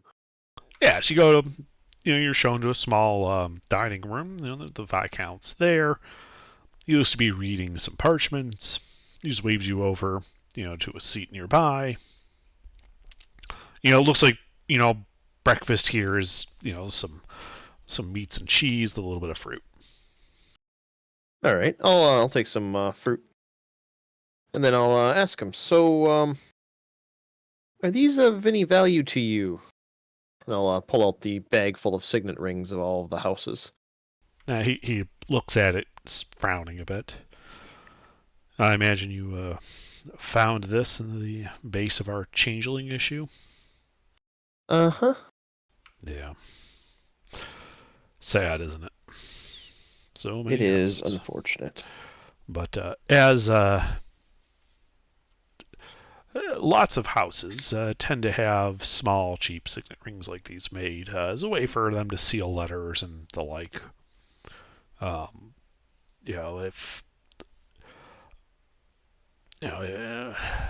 If they managed to get the hands on the signet rings, it's likely the owners were among the ones that were turned and killed. I imagine the jewelers would pay you money for the gold weight of it, but they're of no particular use to me. All right, well, I just wanted to check. Let's make sure before selling them off. Indeed. Unfortunately, they, he's kind of sifting through them a bit. There's none in here that, look to be important. None that would present a risk in terms of somebody impersonating a city official or whatnot. Well, I guess there's some positive information to be gleaned here from that, at least. So it is. Looking at the bright side. Well, in that case, then we're gonna head to the fort and hopefully have the army not have to move all the way over here for disclosed or solved and finalized situation. they'll probably still send some troops, but not the entirety of what would be necessary to quarantine the city. He chuckles when you say it. He's like, Knight Commander Katerina is, while she is a good and noble soul, she is also a stickler for rules and her orders. If her orders say that in, he checks his notes, 4 days, she is to march her forces and quarantine the city until she can ascertain its safety. That is exactly what she will do, regardless of any countervening evidence you or I may present. It would take an order from higher up to stop it, which has its own issues, politically speaking, in terms of trying to get that all sorted out. It will be by far easier to simply wait for her to marshal her forces, walk down the street, and then we simply present her the list of names of changelings with the evidence that they have been dealt with. Seeing as the city is not on fire and we've more or less solved the issue, it should be relatively quick. They hang out for a day or so and then head back to their fort. All in all, yes, expensive, but far less costly than trying to procure orders from higher up to countermand previous orders. That makes sense. Well, thank you for your time, and you enjoy your breakfast, my liege. Of course, Sir Fremond. Close enough. I'll grab a slice of cantaloupe or something and walk out the door eating it. It's pronounced Fremond? I thought it was like Fremond. That's why I said close enough and took food and left. Gamorrean?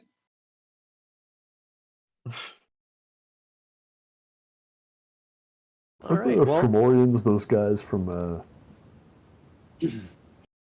that's the Fremen. The Fremen are from Dune. Yeah, aren't the Fomorians a different thing? Yeah, those like ugly ass giants. Well, from what though? Just general mythology. No.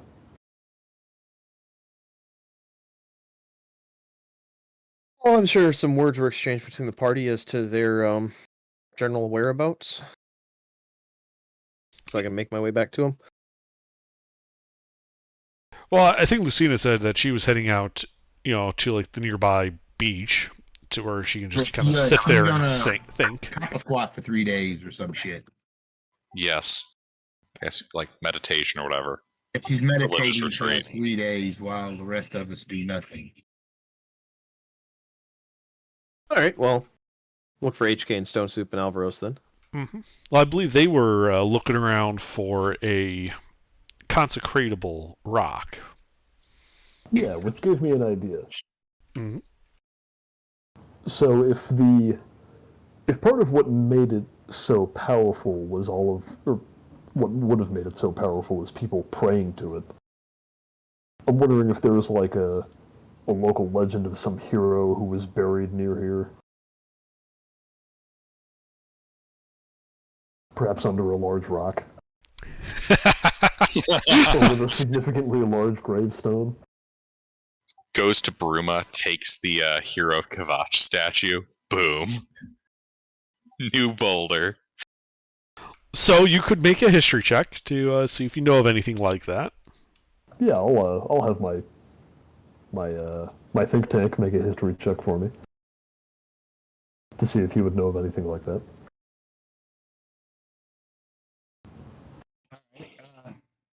He's good at history, right? I wanna. Okay, so it's a history check. Yes.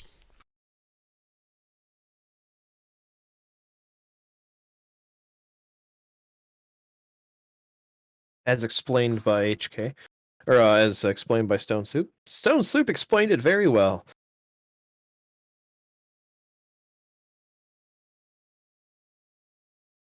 That's like max. So it occurs to you, HK, is Stone Soup talking about this, that there is in fact a local legend about something like that. And that there was a soldier by the name of Yannick Schur. I'll put it in chat for you.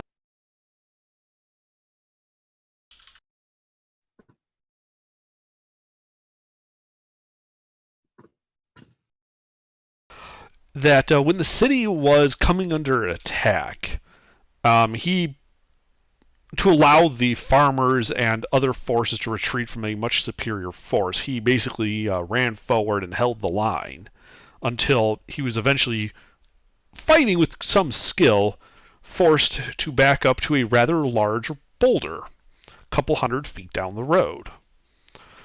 And he was eventually slain, his blood kind of covering this rock. And it's been known as a totem of good luck, known as the Schur Stone, about 100 feet to the west of the town. Oh, perfect. I would like to go there. Okay, yeah. You go there, and there's this, by the side of the road, there is this stone. It's a bit kidney bean shaped. It looks like it weighs a couple 100 pounds, about comparable to the stone you're currently carrying. Okay, the stone currently carrying weighs 1,000 pounds. Okay, well then this one weighs 1,000 pounds. I couldn't remember the exact weight of it. The only physical difference that you can tell is that on the side of the Schur Stone that faces the road, the stone has been worn almost smooth from people rubbing their hand against it, as a to try to invoke good luck. Excellent.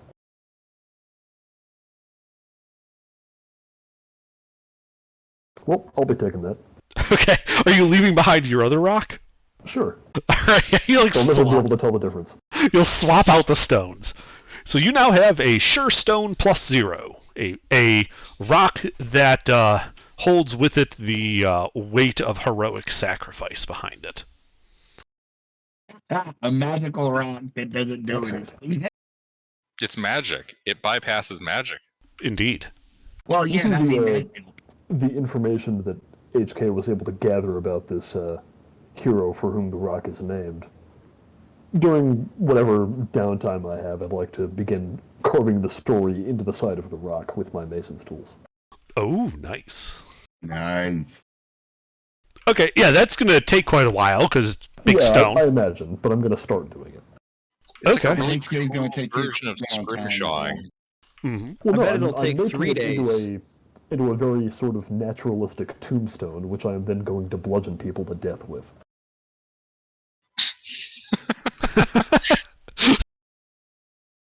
It doesn't need to be his tombstone, it's just the tombstone of whoever I happen to be fighting. It's not even his tombstone, it's just a famous rock that he had to his back when he was killed and his blood was sprayed all over. Yeah. It's a symbolic grave. Yeah. It's a legendary rock, is what it is. Excellent. And because it contains symbolism, it's magical. I mean, that's basically how magic works, yes. The weight of concepts and symbolism. Alright, well, I'm done with my thing. Okay. Meet back up at the casino? At the casino? I don't know why not. Just to hang out there. I think he means the Blossom. Yeah, I know which casino you meant. I was just curious because you didn't mention that before now. Well, I was just saying because we had, split up, that'd be an easy spot to meet back up since we don't have any other solid things that we're doing. It's just a point of interest to associate to each And other. we have no actual dwelling either, do we? I mean, the Citadel, we have rooms right now. We could go house shopping.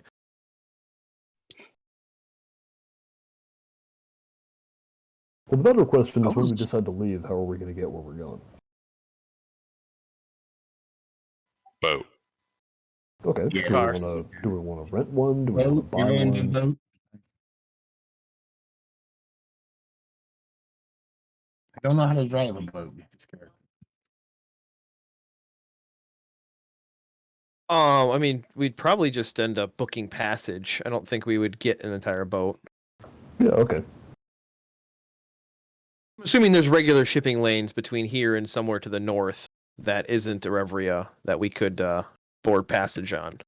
Yes, you would know that there are regular sailing ships that carry cargo back and forth from Lushingworth, and they the ones you'd be interested in would be heading for the free city of Havia. Right.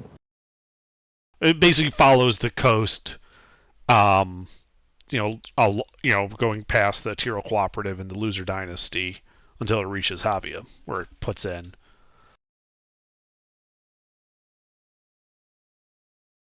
That's And then from probably there, what we we. have to find passage to Evrevia. Yep. Or at least, like, Slesia. So where are we going? Looks like our next stop is Havia. Yeah, where is that? To the north? To the North and east. east. To the east. It's basically due east about 10,000 miles. On a sailing ship, that's about 84 days.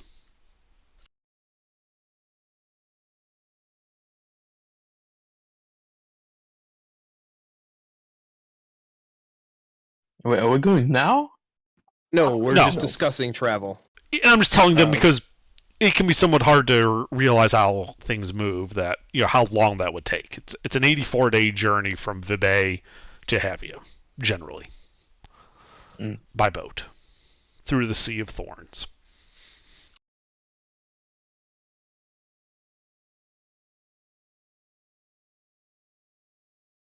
Now, just for reference, and I'm not trying to influence you guys, but just so you know, so it'd be about 84 days to Havia. Havia, you could knowing it's a free city, it has all sorts of stuff, including ships that would be traveling to and from the Erevian Empire. So you could probably get to, assuming you could get a ship that could take you to Bronze Bay, that's about a 50-day journey. Again, by boat. So 100 and change. Like 120 days. By Okay. boat? Damn, By that sounds boat. boring. There is an alternate route, and this is why I've said I don't want to influence you, but just so you guys know your options. You could head overland north through the Oak Plains to the Mechavaria trading zone. That's about a 19-day overland journey.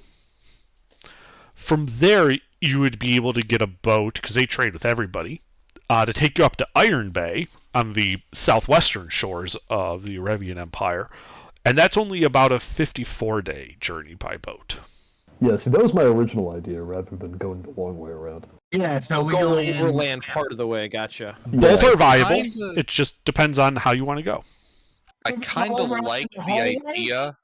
I kind of like the idea going the long way because I'd like to pick up proficiency C vehicles, and it might be possible to learn that on the trip. That That's sounds dumb. You're dumb. Who knows? We might end up in a swamp in the Bronze Age. Ah, the Loser Dynasty. Hey, you guys aren't in a swamp anymore. Now. Look, if you want to go back, I can take the training wheels off. Well, there is a particular dragon there of interest. Anyway. Come at me. See you guys on Monday. Sidetrack. But yes. Sorry about that. I think oversea or overland both are viable options. Kind of just obviously price is going to be different for the two of them. So if you recall, just because I think you may have skipped over it, the Viscount did say that if you were going to Evrevia, he out of the port here, he would front the bill. But if you guys walk up to Mechavaria, that's not in his domain, so he can't really do that. He can't tell a ship to take you. Ah, okay. Well then let's go direct.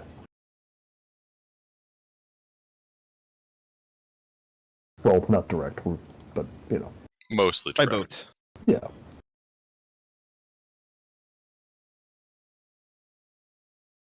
Okay, and when do you guys want to leave? I want to stay in the city for a little bit just to see what happens. We should probably be here when the guards Yeah. show up. Yeah, when the army shows up, I'd like to be here for that. So we'll do Still that haven't first, went and then out we'll start and talking about met, travel.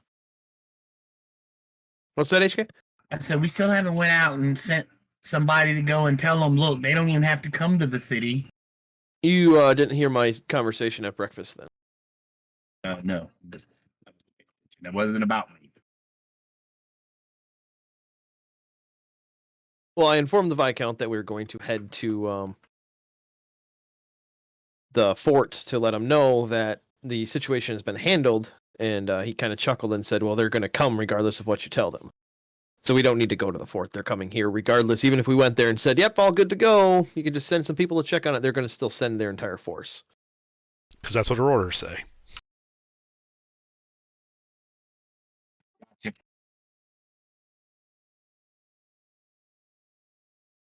And to look at it from the outside perspective, you're sending troops to quarantine a city because it's been overrun by changelings. But don't worry, some guys like days before you were supposed to show up pop up around and say, "Don't worry, it's all cool. It's good. You don't need to do that." Don't worry, Yeah, we're all yeah, fine here. yeah. How are you? I'd still, yeah. Hence the whole, it would be politically more expensive to get that canceled than it would be to actually just deal with it.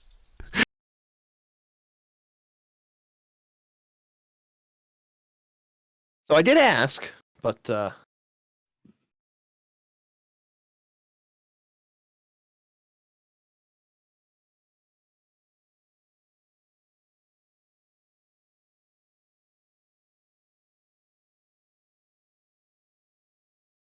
yeah, we don't need to really spend the time going out there, is what I'm saying.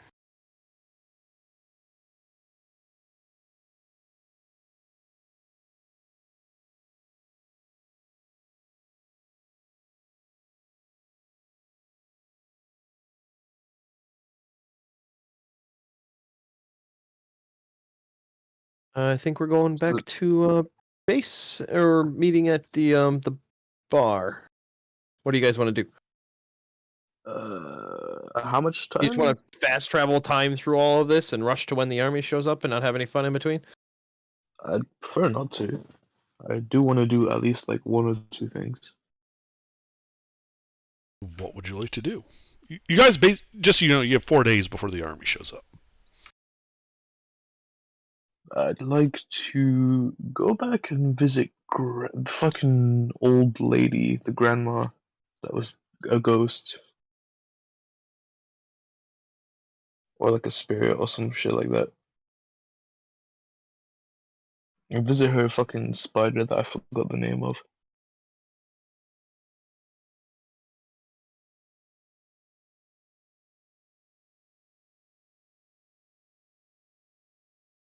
Okay.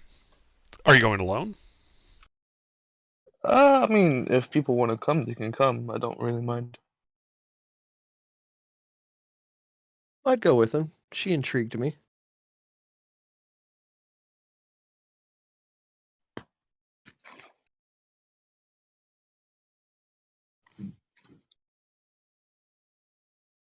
Okay. So yeah, you guys show up. You can see it's still a boarded up house nearby the old headquarters of the changelings. Mm. The window on the second floor is still broken. There's still a burn mark in the back in the alleyway. This shall be our new stronghold. You need to get better taste in strongholds.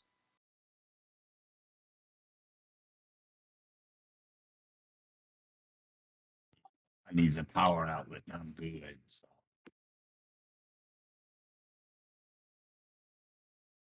But yeah, it looks like someone boarded up the back door again. Okay. I go in. Alright, you just bust it down. You going in the front or the back?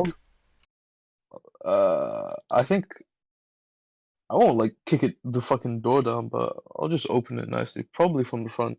Well, it's boarded up is what I mean. Like there's boards over the door. Then I'll try to unboard the boards.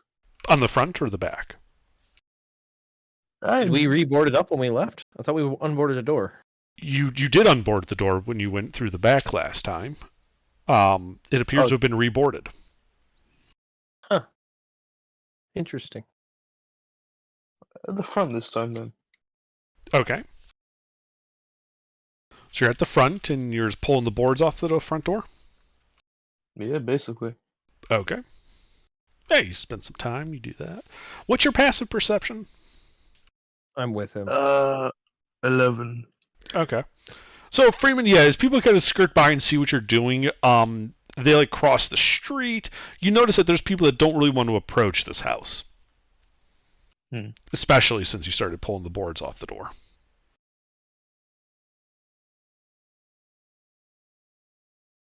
Told you we should have went to the back. That's fine. But yeah, but it just takes, a half hour or so. You pull all the boards off. There is now a door. Open sesame. All right. The door opens on creaking hinges, revealing the decrepit interior. Stairs heading up, closed doors on either side of the hallway. You can see a path through to the back door that's also boarded up and closed. The body hanging from the upper floor as well, still hanging there above the stairwell.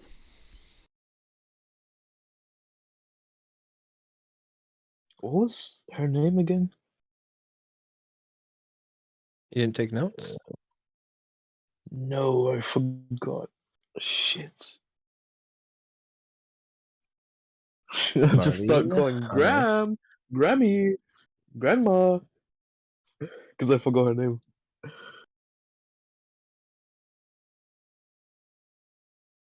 She introduced herself as Lady. Lady Grandma. That's just all I remember her as.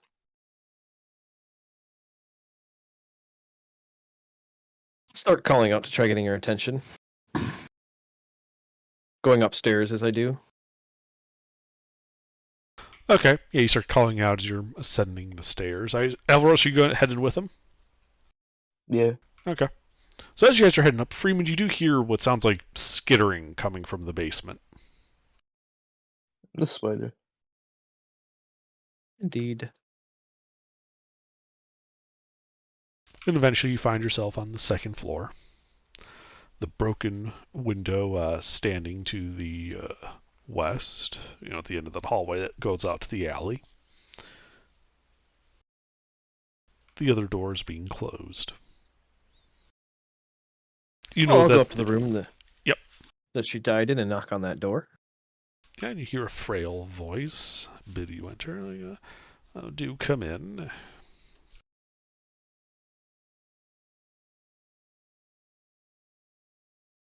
All right, I'll open the door.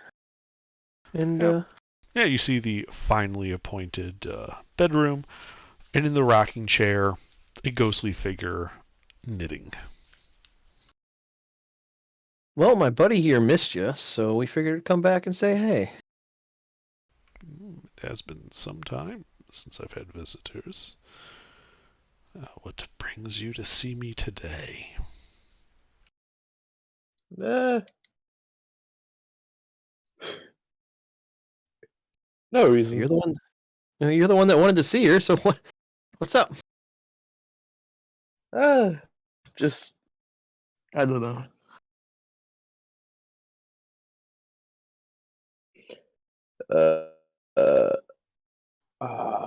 Shit.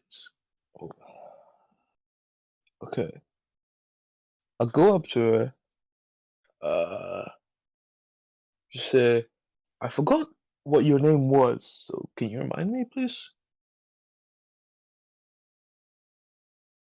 Wow. You would have heard me calling out.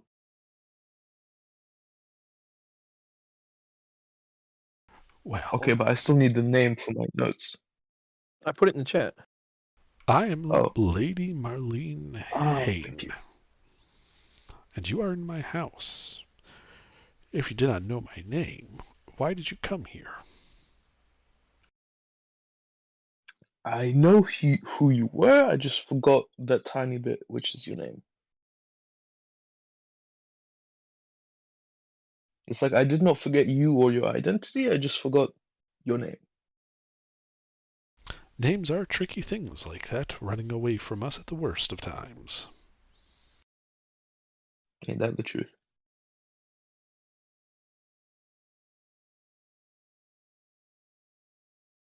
How's your spider? That I also forgot the name of. Jeffrey is doing just fine. Back in his basement. I thought it was Hubert. It was. It's gonna be one of those things where Was the name Hubert? changes every time we ask. Don't question. It's gonna change every time we ask. She's old, decrepit ghost with a bad memory. That was intentional. Right. I knew right away.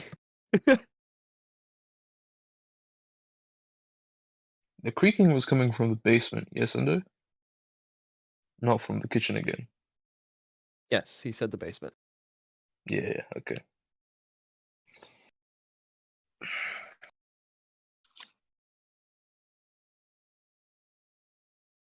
Okay, I'll be truthful. My whole reason was to befriend the spider. That's the main reason why I came here.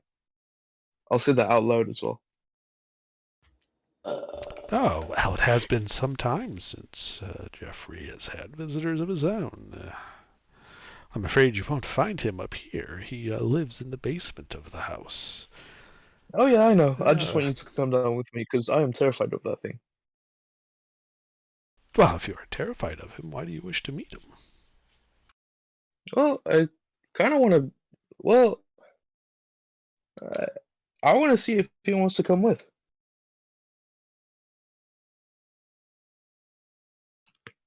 So you have come here as with your adventuring friends here in an attempt to recruit my Jeffrey. If you allow it. Well, I see no reason why not. It is, all boys eventually must leave the nest, as it were. Do come I'm gonna along. fucking kill it. Yeah, just gonna let you know it's probably a bad idea, but by all means, keep at her. I'm gonna fucking kill it. I'm amused at where this is going. I know how it'll end, but I am amused. It'll turn the corner and it will stop being there with a flash of light.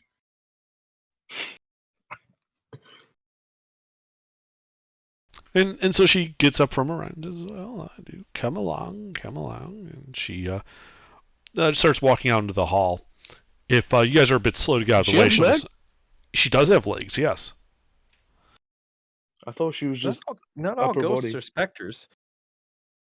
I mean, she is a That's ghost, pointless. but she's miming the action she was doing in life, such as knitting or walking or breathing.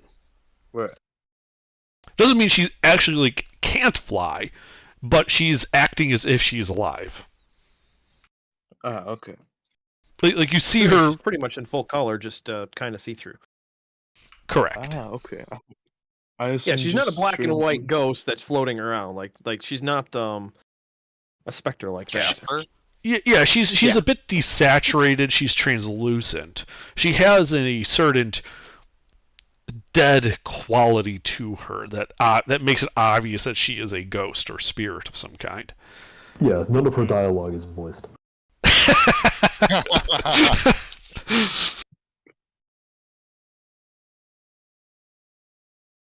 Anyway, so yeah, she heads down the stairs and goes to the basement door.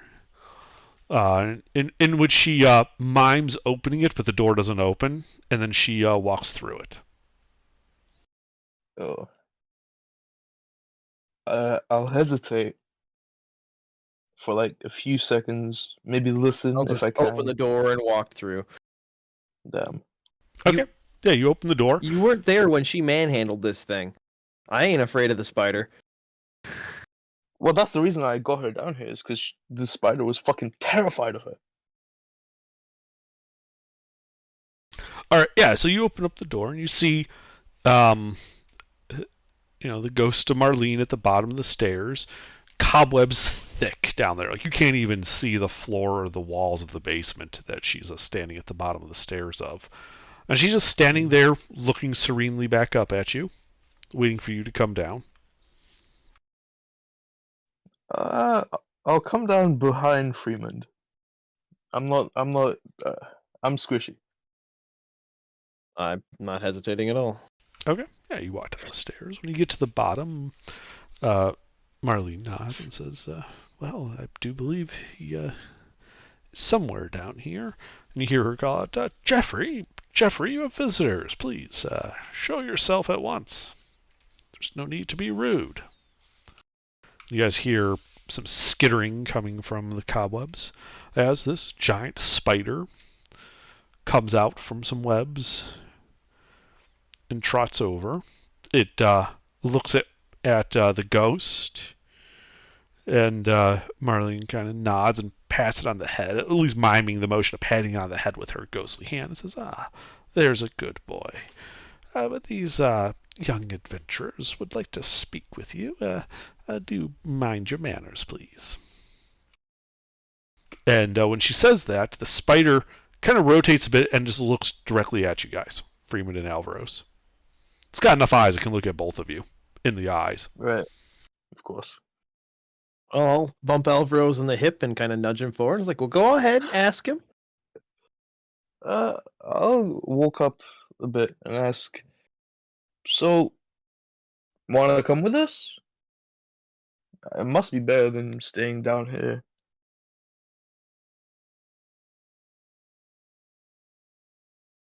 I'm gonna say make an animal handling check at this point. Man, okay. Yeah, it's not great, but oh wow, that isn't great. Hold on.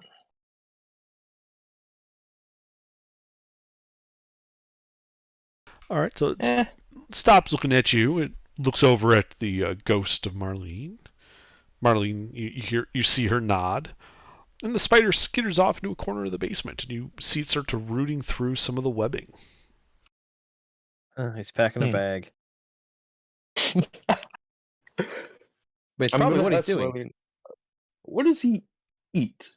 He brings back Yeah, a it's a good thing desiccated Lucian orc isn't with us. child. He eats meat. I believe What kind of meat? Like human? Like animal? Well, he can eat human. Typically, he's been eating rats and other such critters that find their way into the home. Okay. But he'll eat just about any meat. Okay.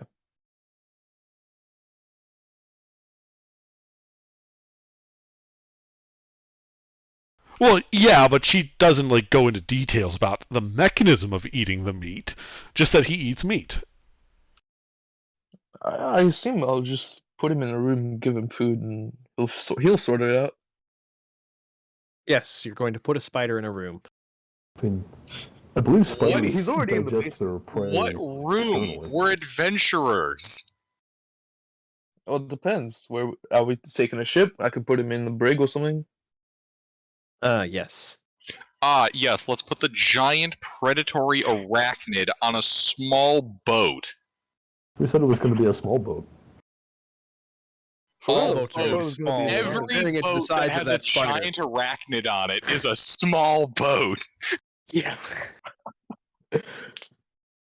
So you hear anyway. some clanging about, and eventually it turns around. You can see it's got this sack of webbing kind of stuck to the top of its thorax as it kind of skitters over, looks at Marlene and kind of goes up to her real close and she kind of pats him on the head, and she gives him a kiss on the top of the head and says, well, you do be a good boy, Jeffrey, out in that world, and do remember you always have a home here with me.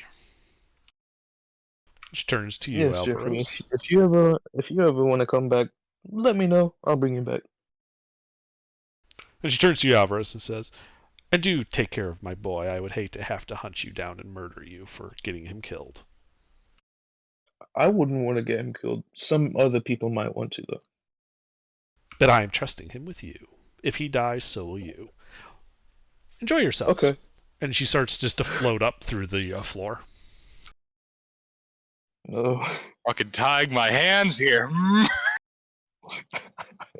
Is she like walking up a set of stairs that aren't there, or is she just levitating up through the ceiling?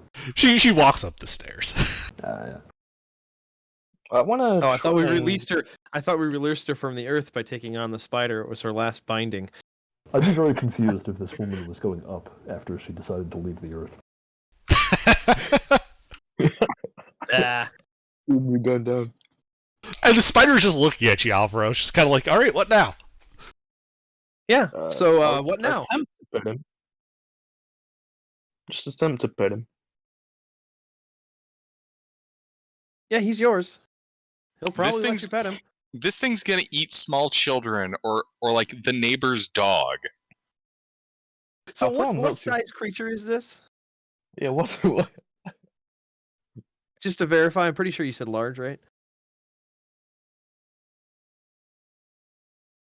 So a giant spider's a large beast.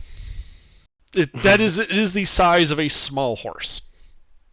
Okay.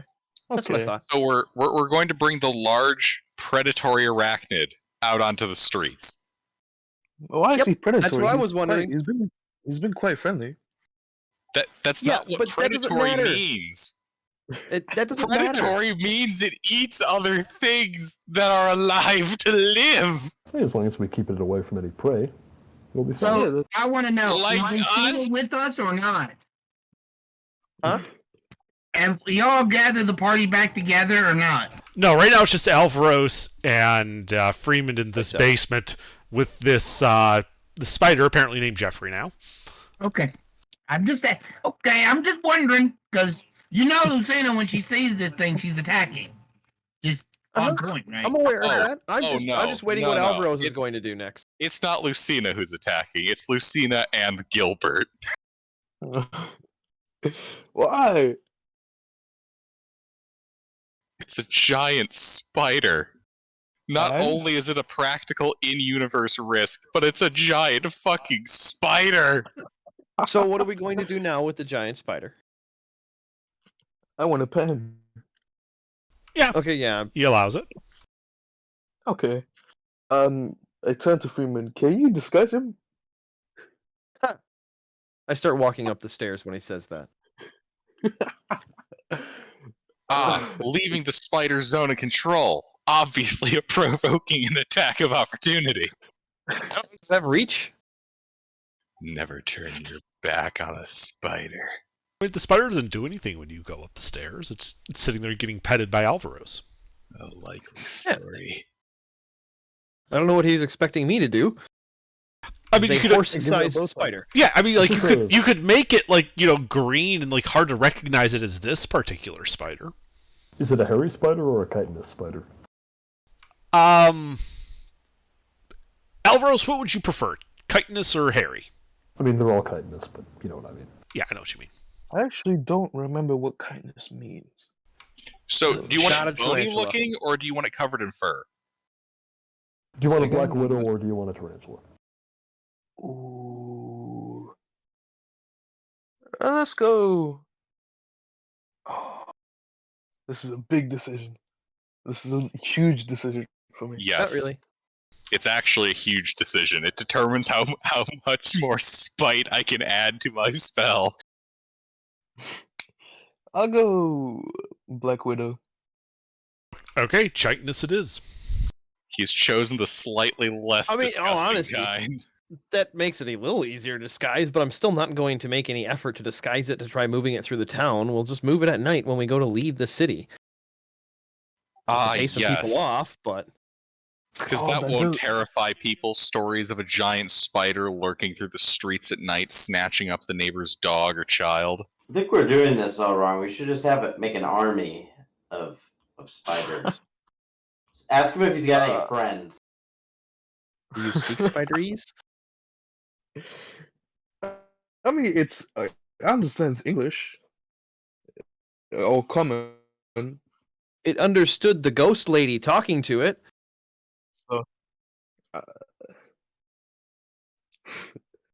It has not made any evidence that it understands you.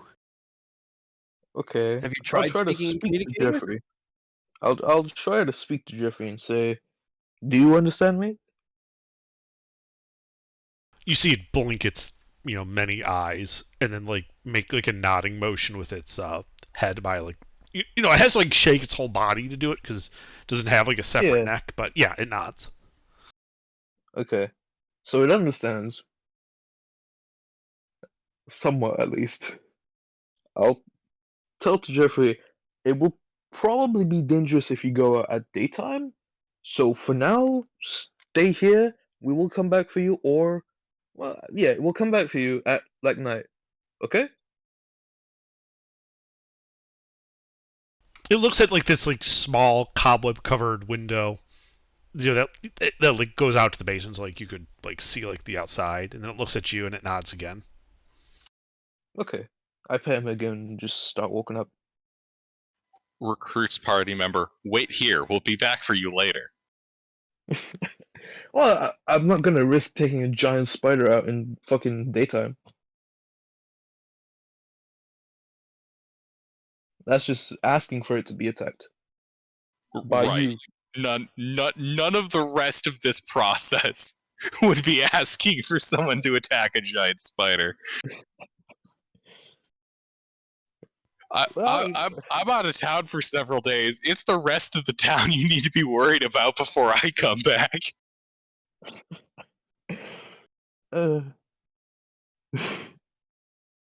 Okay. I think we'll be heading back now to, I don't know. Where are we meeting up? We meeting up with the party and where? And are you bringing the spider with you? Not at the moment, no. He Good. told it to stay. Yeah. HK would hate to call down the wrath of heaven on this damn thing.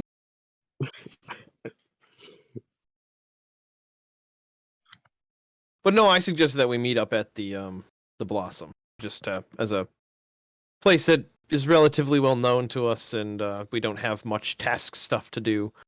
And I'd like to see if Finn has gotten back with any information. Yeah, okay.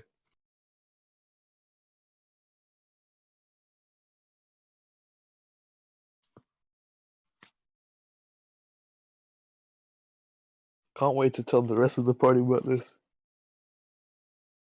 Oh, you can tell him. I'm like what? Still 3 days out of town. I mean, that's up This to is you the when you beginning want to of the come first back. day. Yeah, Lucina is basically going to wait until either the party comes to get her or the time has elapsed for the military to show up. Okay, so that's going to be in like 3 more days after this. Yeah, she's just going to be doing religious retreat, Okay. meditating, pondering her relationship with her deities, that stuff. Mm-hmm. And then the party shows up with a giant pet spider. And then suddenly it all became clear.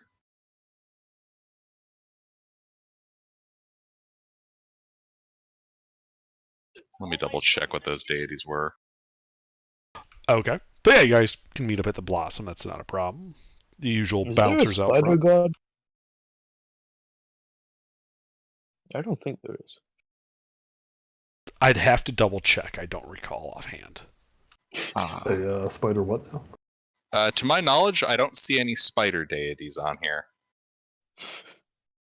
None overt, at least.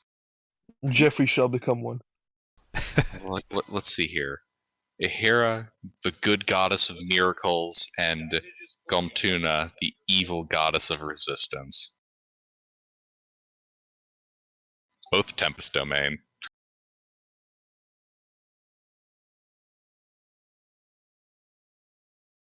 Yeah, I mean, the only thing that could even be close would be by the symbology of 3 gray wisps of smoke, and that's about it. Like most of the gods and goddesses are pretty abstract in their concepts and iconography. Intentionally so.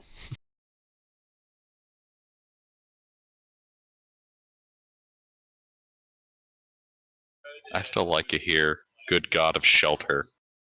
Although I Doesn't- did realize that there is a perfect goddess for a stone soup to worship. Oh, is it the soup one? No, Gomtuna, the evil goddess of resistance, represented by a gray boulder. Okay. I was gonna say, is it the god of rock and stone? Rock and stone. Oh, rock and Did I hear a soup and stone? But anyway, yeah, I'll meet up with the Blossom. I'm assuming Alvaro's and I probably would get back first after HK and Soup would have to travel quite a bit for stealing the rock. I mean, acquiring the rock. Yeah, they would. If they were to just come back, they'd be arriving about the same. Like it'd be early evening when you guys are getting to the casino. Can't be stealing if it doesn't belong to anybody. Point. Good point.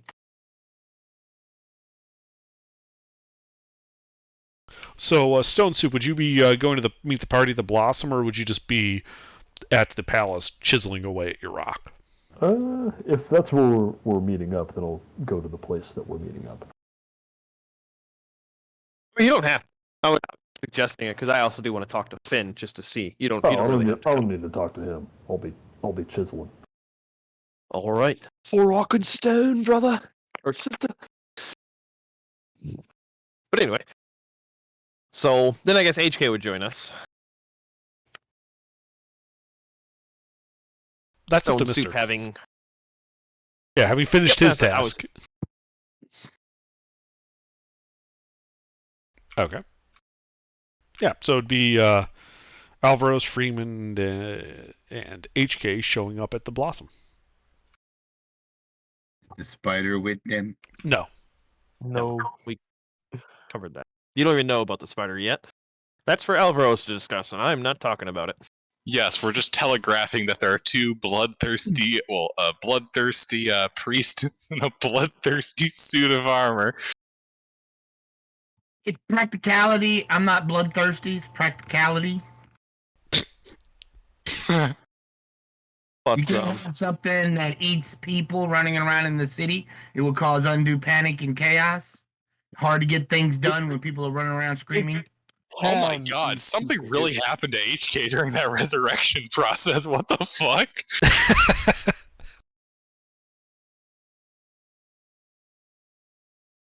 It's hard to buy and sell goods when people are running and fleeing in terror. I think the priest brought back the wrong soul. No refunds. I kind of expected that. All yeah, resurrections final. We don't accept refund. This wasn't the right party member. All right. Do you have your receipt? All right, thank you. Pulls out sacrificial dagger, stabs him in the heart.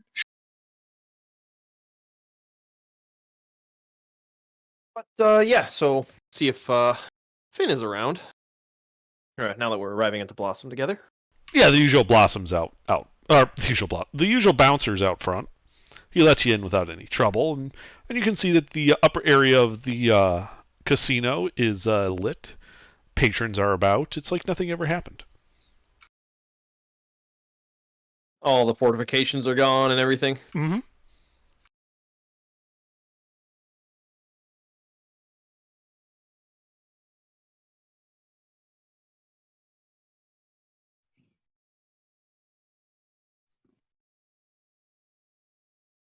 So you're going upstairs? I'll We're start in heading the up there. Blossom now, right? Sorry, say again? Oh yeah, I'll start heading up there. No, Alvaro said something, I didn't hear it. Oh, I said we're in the Blossom now, right? Yes. I don't think Alvarez has actually been here, so.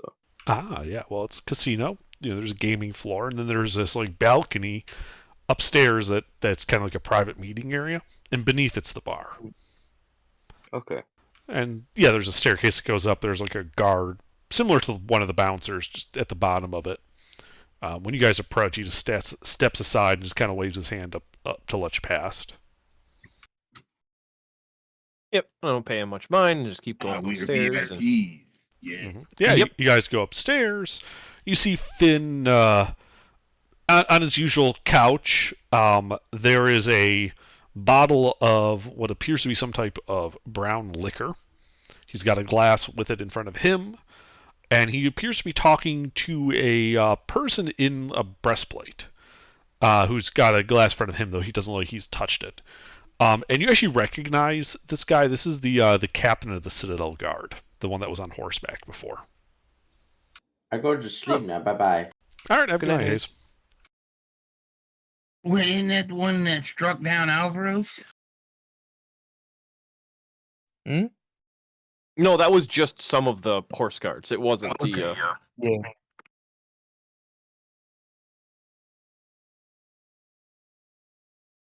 And as you get closer, you hear Finn say, "Well, glad to see everything got cleared up, Captain.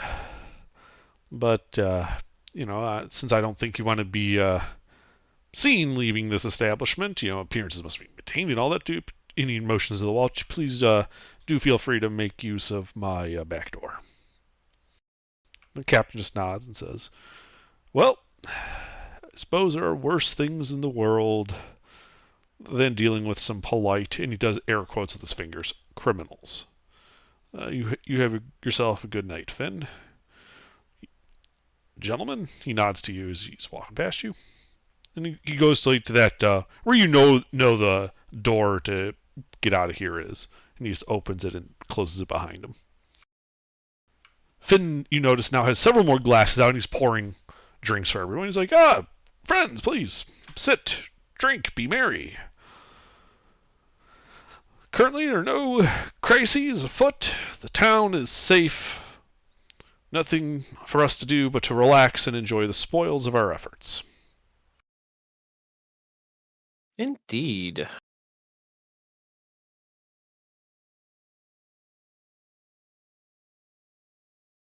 Speaking of spoils, have you heard back at all? No, it's been only a day, but figured I'd check in. None of my usual contacts have gone back to me. There's one person I know. He's more of a researcher, an academic, if you will. I'm always a bit leery about involving them in these types of things because they tend to be a bit overexcitable. But since my usual contacts didn't pan out, I sent him a message. I expect to hear back from him tomorrow. All right. I do want to Is warn you, though, this- that if it is this academic, he will be very keen to join you on whatever quest you're on. I would strongly recommend against it. I'm not a big fan of taking academics with me, so I understand your sentiment. Appreciate the warning. No problem at all.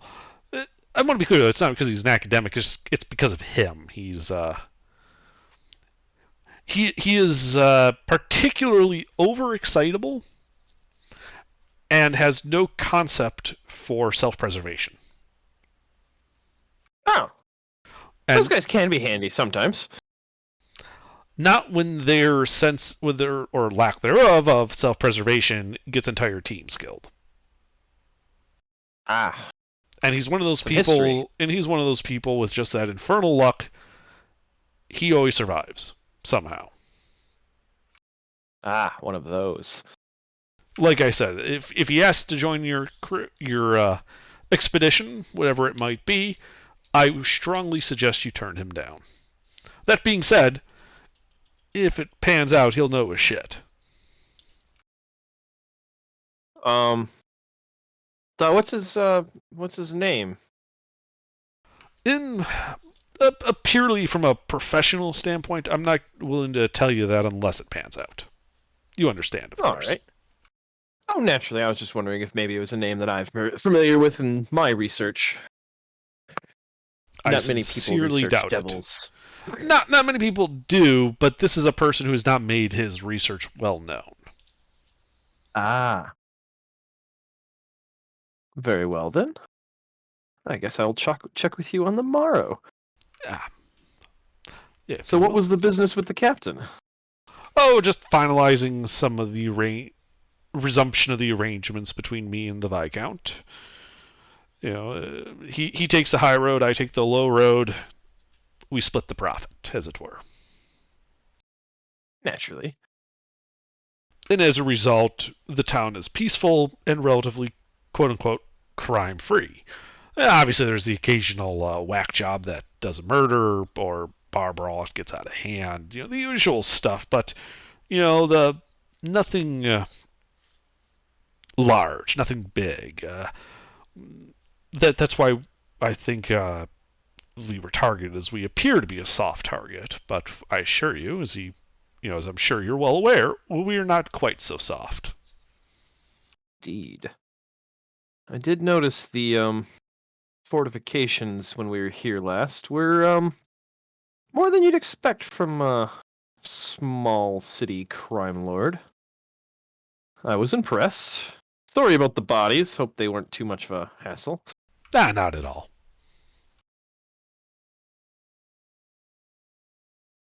Really, Did you let the guards go that were left here? Yes. I think we left one tied up, didn't we? I believe you left two, but yeah. Ah. The one was unconscious, one wasn't. Oh, right. And he says, yeah, they were let go. So what's the word on the city guard? I'm assuming they're all being replaced? Well, if by replaced you mean replenished, because they're all dead, yes. Not all of them. There must be like one or two. Afraid not. 100% casualties. He takes a Damn. swig of his drink. Wait, what about that one guy that we captured? Fuck. What was his name? We let him go to go talk to the other guards and didn't see him ever again. So he probably got killed. Okay. I'm afraid so. Good news is That we've sucks. confirmed that all the changelings are dead.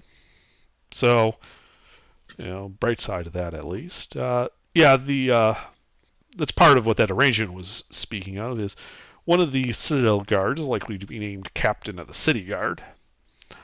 And he will then begin forming a new city guard from trusted volunteers. And eventually they'll be back to their old selves. Of particular note is that we quickly need to reform is the dock side of things. Sailors, they need a bit more policing than the normal civilians. Well, as sailors are. Indeed. Useful, but rowdy.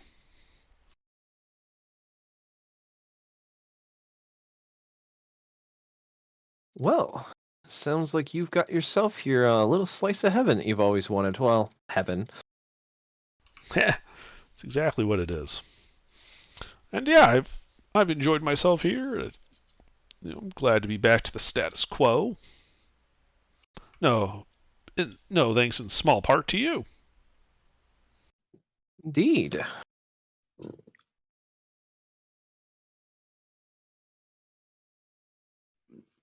I think I misspoke there, but sorry. Thanks in large part to us. Yes, thanks in large part to you. I said that exactly wrong. Actually, that was technically a double negative. Thanks in no small part to you. No thanks to no small part in you. Anyway, yeah.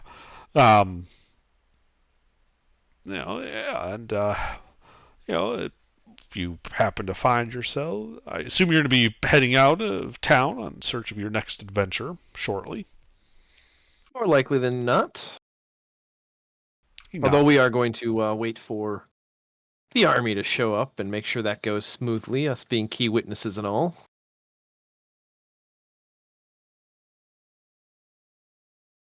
If it comes to that, yes, that would be helpful. Even if you were to happen to leave for whatever business you have, I'm sure the Viscount can handle it. He's been neighbors of this fortress and its commander for some time, so they at least know each other well enough that, when he presents the evidence and talks to her, she'll likely conclude the quarantine rather quickly. It'll probably help that he'll likely invite her and her forces to simply come into the town rather than camp outside of it.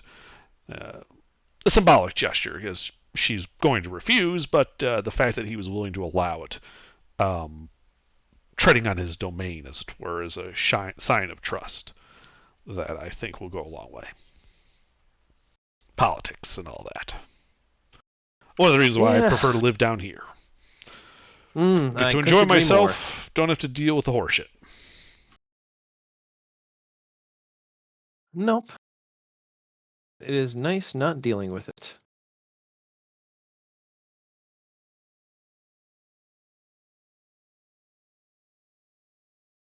Well, I think our business is in order for the most part. I'll get a hold of you tomorrow, and we can go from there. Indeed. Oh, and he turns to Alvaros. When you do decide to leave town, if you need to arrange for quiet transport of certain dangerous materials, I can certainly help arrange that. Alvaros is a bit confused as to why he looked at him when he said that, but okay. Very good. The man knows all. Oh, he's probably talking about the spider. Oh, He is talking about the spider. It is his city. He does not miss much. yeah. No amount of protection will save that beast. I mean, he's basically talking about a wooden crate. She's going to supply a crate that you could have the spider in to walk him through town without being detected. Okay, that's fine. No wooden crate will save that spider from my wrath. Is it too late to change the spider's look? No, it's not too late. Okay, I think I have an idea of what I want him to look like. Is it a What? crab? You want to see a pic? Sure. No. Make sure you share multiple of them. Oh, okay. It dies. Just that, but really big. Yeah, it Yeah, dies. it's that, but like, the size of a pony. Yep, it dies. At Well, least its blue will match the lightning that's gonna obliterate it. And here is Finn's plan for helping you get it out of the city.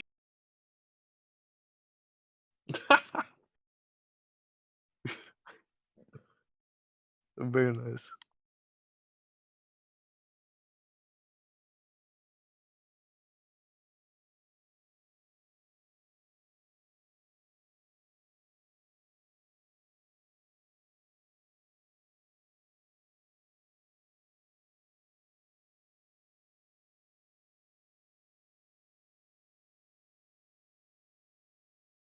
There's Lucina's plan for getting it out of the city. We're going to smuggle it out in pieces. Vaporized exoskeleton pieces.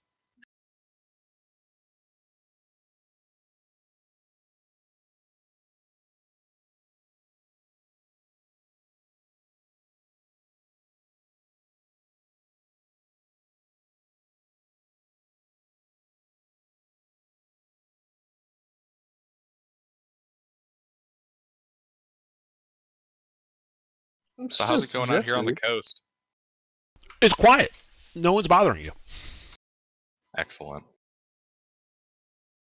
Just the sound of the sea Too quiet. lapping on the sand. The wind.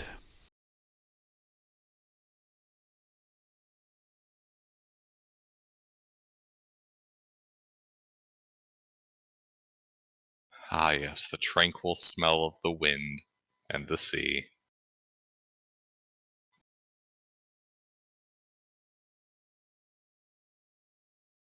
All right. So Freeman and Alvaros, you guys heading back to the Citadel?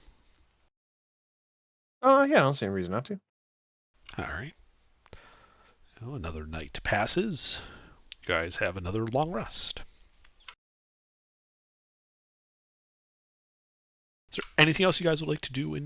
Oh, well, as night comes on, Alvaros, are you doing anything, or? Yes, let's move the spider to the Citadel.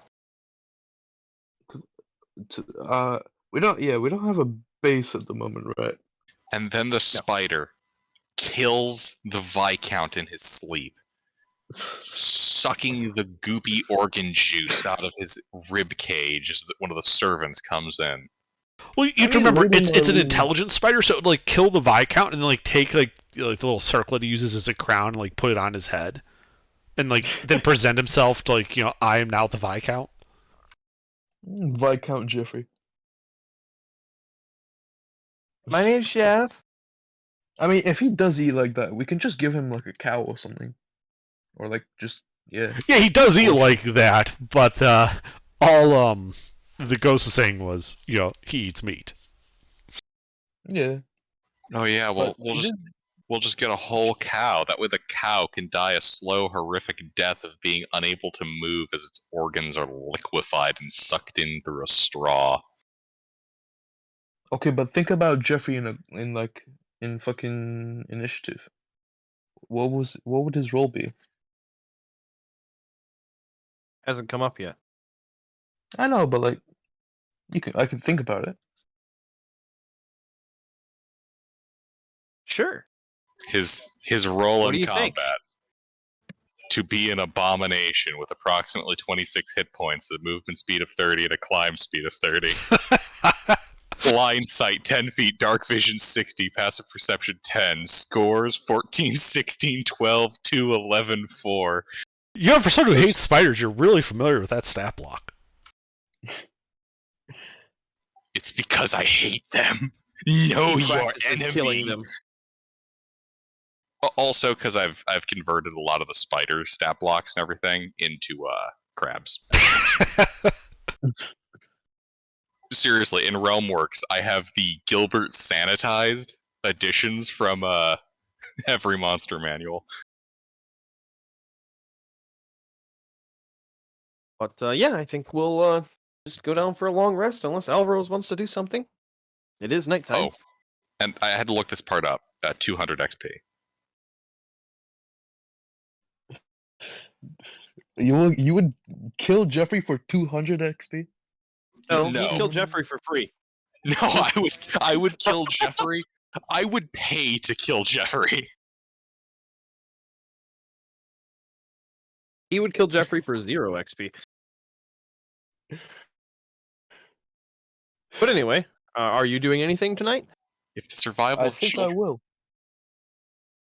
if the survival of people or animals were involved, I'd kill Jeffrey to expend 200 XP.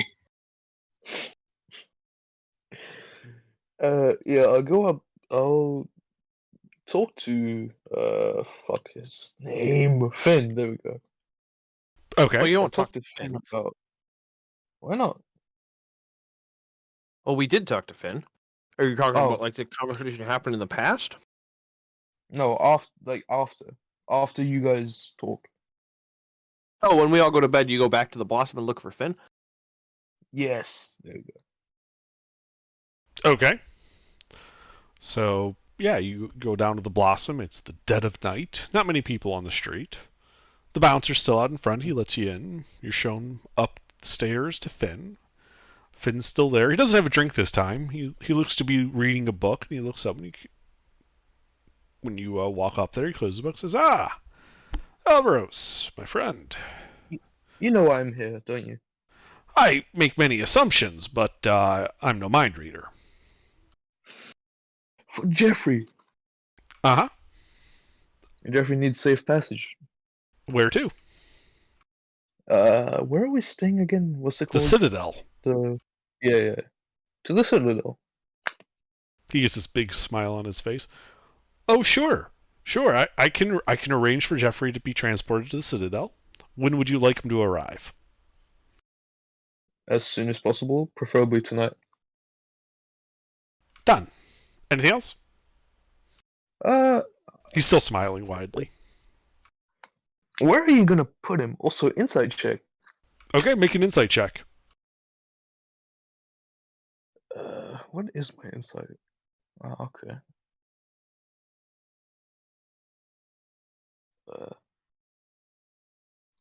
Yep. You're pretty sure he's going to put it somewhere inconvenient. to somebody. Given the Yeah, I'm general gonna tell broad him, nature of your request. don't put him anywhere inconvenient, please. Put him like somewhere near me. Oh, don't worry, Like, he'll be very close to you. if you can even put him next to my bed, that's fine. I suppose for a certain definition of next to, it would be near your bed. Just like, don't make it so that like anyone can really fucking get like, you know what I mean? Like, so no one can just randomly stumble upon him in the fucking Citadel, because that would be awkward. Oh to yeah, say of the course. least. I'm not trying to, cause an incident, just have some fun. Right. I also might, yeah. So when are you gonna do that? By the time you walk back to the Citadel, he'll be there. By magic or by like? Oh, by magic, of course. Oh, okay. Okay. For something like this, I think some expenditure of magic is due. Okay. Oh, you're a fiend, right? No, I'm a very nice man. Nah, funny jokes. Right. I know you're a fiend. That must mean you have crazy magic, right? My magic is perfectly Are you- sane, thank you very much. You have good magic and some interesting spells that I don't have. Probably. Yeah, most likely. What is a good spell that could if like for example if I wanted to take Jeffrey out at the daytime, like what's a good spell to like disguise him? Major image. I don't have that. Okay, what about silent image? I might have that.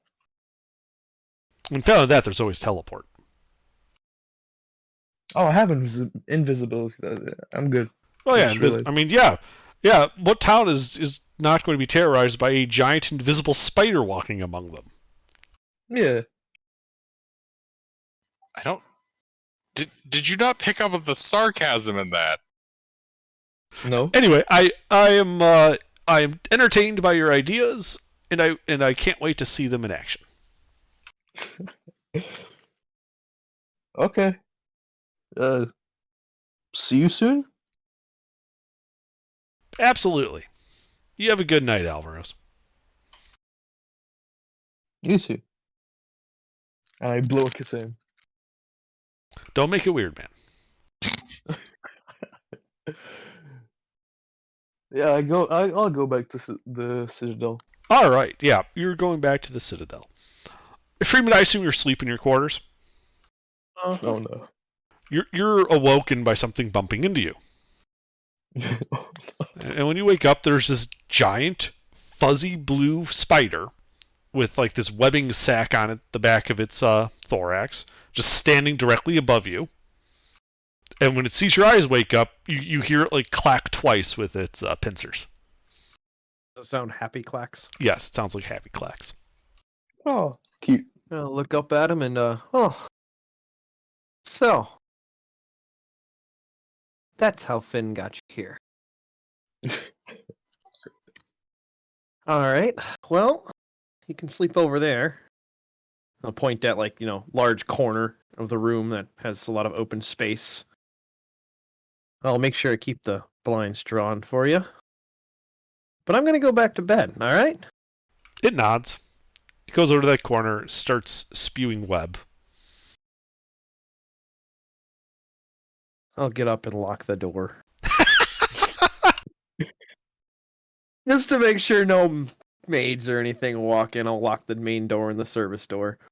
You know, there's a part of me that wonders: is this abomination against all of existence even possibly redeemable? Maybe this intelligent spider isn't an abomination. And then I Yes, remember finally I see it. can't take that chance. Oh. Turned out So it's close. Marine's husband that did a wild shape, and then somebody slapped it on the back. I mean, he got polymorphed. No, he was a druid. He wild shaped. Somebody slapped him on the back. Oh, do you get the But what reference, does right? slap on the back do? No, sorry, I don't get it. Oh, it's a freaking kids movie. It was a, don't make faces like that, or you'll end up getting stuck like that. Because they slapped him on the back. Oh, whatever. It's not important. Yeah, I think I missed that one. All right, yeah. So, Alvarez, you have no problems getting back to the Citadel. You get to your quarters. There's no spider. Okay, I'm gonna be a bit panicked.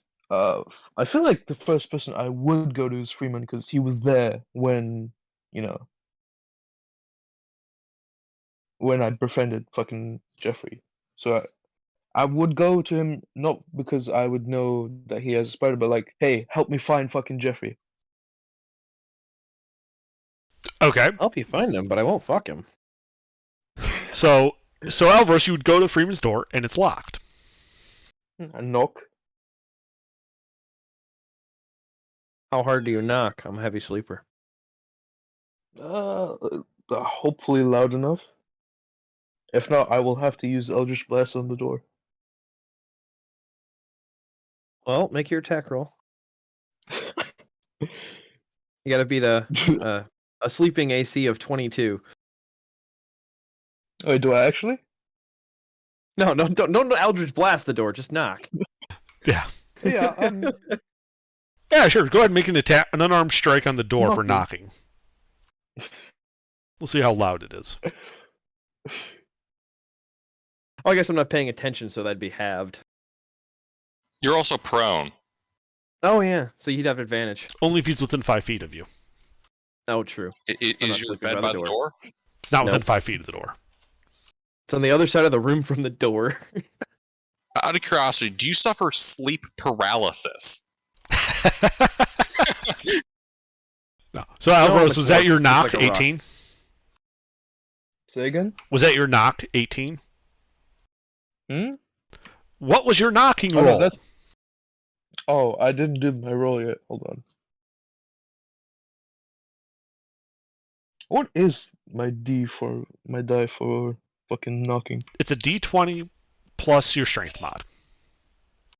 My strength mod. Yeah, and I'm going to say you're proficient with knocking on doors. So add 3 to whatever your strength mod is. That's your proficiency right now. Okay.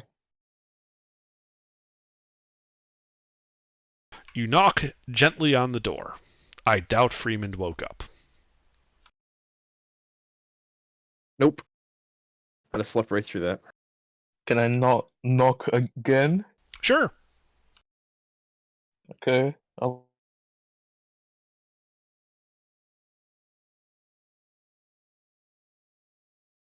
knock again. Hold on. Yeah, you knock nice and loudly. Well, I roll over. Get up. Unlock the doors.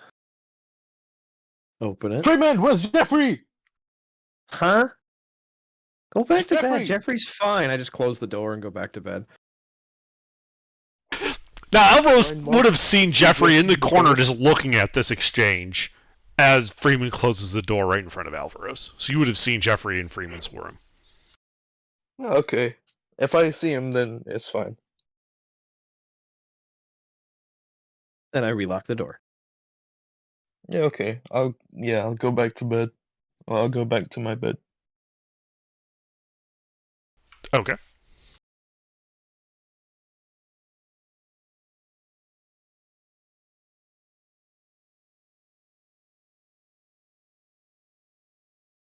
So the night passes.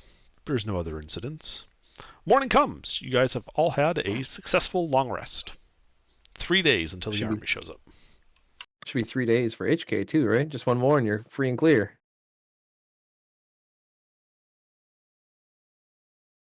It's always nice that our deaths are conveniently around where we have a little bit of respites.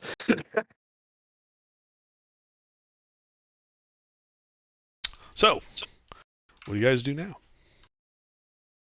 Well, I'm gonna raid the kitchen for scraps. Eat a How ration. long? Pray to the gods.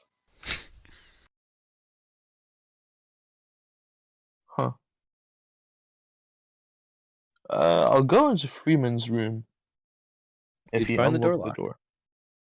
Okay. So, fuck. Okay. I would have woken up early to go to the kitchen undisturbed, to find large sources of food for a spider. So fresh Okay, meat, then- etc. No, nothing living. Just Mhm. like half the slab of pig. I just yoink that and Yeah. hope nobody notices. Oh, they'll notice, Yeah. but Where did the half the pig go? Nobody else Then received y'all go- bacon that morning. Yeah, in the morning I will go get breakfast and shit like that.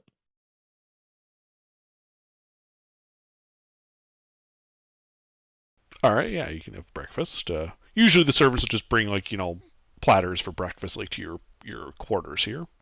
Because you have that large common room that includes some small like table and chairs and things. Mhm.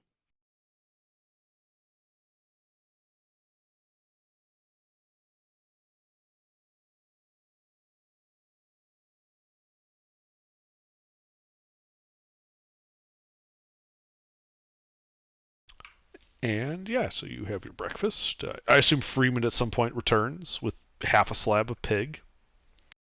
Uh-huh. Alvarez is probably like, eating like, his breakfast when you walk in with that. Yep. Right. The just completely quiet and bring it into my room and bring it over to Jeff. Jeff, breakfast for the next couple of days. Don't eat it all at once. It's not hard to get this much food for you. Actually, interesting thing about spiders, they can go for long periods of time without food. Oh yeah, I know. That's why I'm getting this right now, is because this will be good till we need to worry about it again in a long time. Mhm. Like that's why I was That's like, half a pig will be enough for him. Yeah, That's a small spider. This is one the size of a fucking horse. yeah. You see him like bite down on the slab of meat there, and you can clearly see that he's injecting his venom into it. And then he begins wrapping it in silk. I pull out some silk rope out of my bag and kind of hold it up to him and taunt on it, like pull on it. And then I point at it and say, "Think you could make more of this?" Oh god, we're back to red. Oh, I know. Rope. No, I just want more silk rope because it, instead of buying it, we have a spider. Might as well just make it. My God, infinite. I'm not rope going to be witch. milking him for freaking penny and dime and selling it to make money. No, I'm just like, more silk rope is nice. Right. So it looks at your rope after it finishes wrapping up the meat, and then it just turns and looks at the web that it had spun to sleep in. Uh-huh. And it turns and looks at the rope, looks back at its web, and then just kind of like pokes at you to kind of like knock you towards the web. Like yeah, go ahead, make rope. I don't care. Yeah, but then I would grab onto the web and my hand would stick to it. So generally, spiders have two kinds of webs. Some is structural and not sticky. Some is sticky. Ah, so he made a web out of structural. Okay.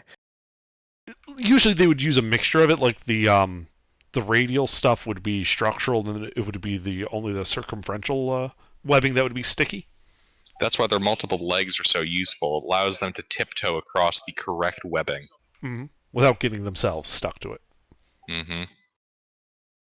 So there's both available, and yeah, he basically just like, yeah, I can make more web. So if you want to harvest some, it's not, Jeffrey's obviously not going to stop you. In fact, if anything, he's encouraging you to go ahead and do it if you want it. Mm-hmm. Mm-hmm. And then he touches it and he's like, "Aha, I've got you where I want," and he eats you. Yeah, so the piece of web that I grabbed onto my hand, in fact, did not stick to. That particular piece of web, no. Okay, well then I'll pull on it. Yeah, and you're able to pull some of it apart. And it looks like, from the webbing he kind of pointed you towards, you can probably get like 10 feet of silk rope out of it. All right. Let's start. Neat. Yeah, it helps that when the spider is the size of a horse, that you don't need to weave its web. You can just kind of use it as it's extruded. Pretty much. HK, did you put those 100 empty flasks in the bag of holding? I haven't paid for them yet, so I want to make sure that we You got that on your sheet. Yes. Okie dokie. Cool. Wouldn't that only leave about like 100 pounds left in the bag of holding? I only have like less than that, I think. Yeah, it's Damn. just shy of 80 right now. Yeah, just like 80 shy. Yeah. Which is fine. Like, we're not putting much more in there, and if we need to, we can use the barrels rapidly to make more space. If we need to. More grenades. Okay.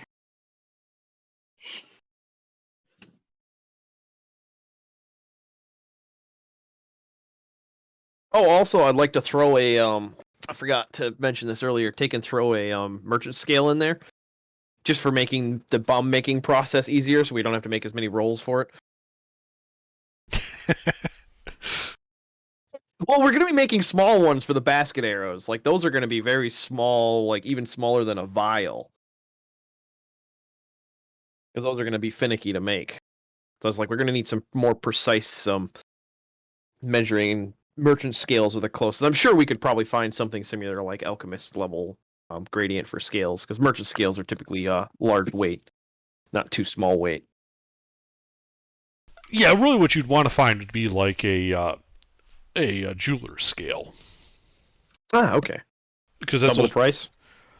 yeah, effectively 5 yes. gold for a merchant. Yes, so because 10 gold it's for. more precise, but it also is designed around assaying like small amounts of gold, silver, gems. All right, what are we doing? Put a set of jeweler's scales in the bag of holding. We'll use that for making the basket arrows. Actually, you probably could do that today.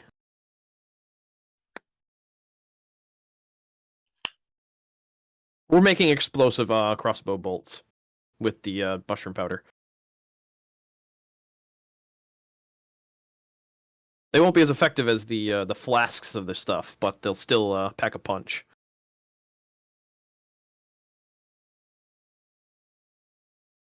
Yep, true. Is that all you're doing today here in town?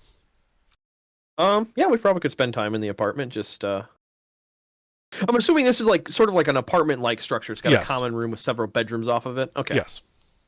What's the weight of that jewelry kit? It'd weigh the same jewelry as a or- merchant's scales. Yep, I'm going there now. I didn't look at the weight actually. Merchant scales weigh 3 pounds. So yeah, jeweler scales would weigh 3 pounds. Same bell, different whistle.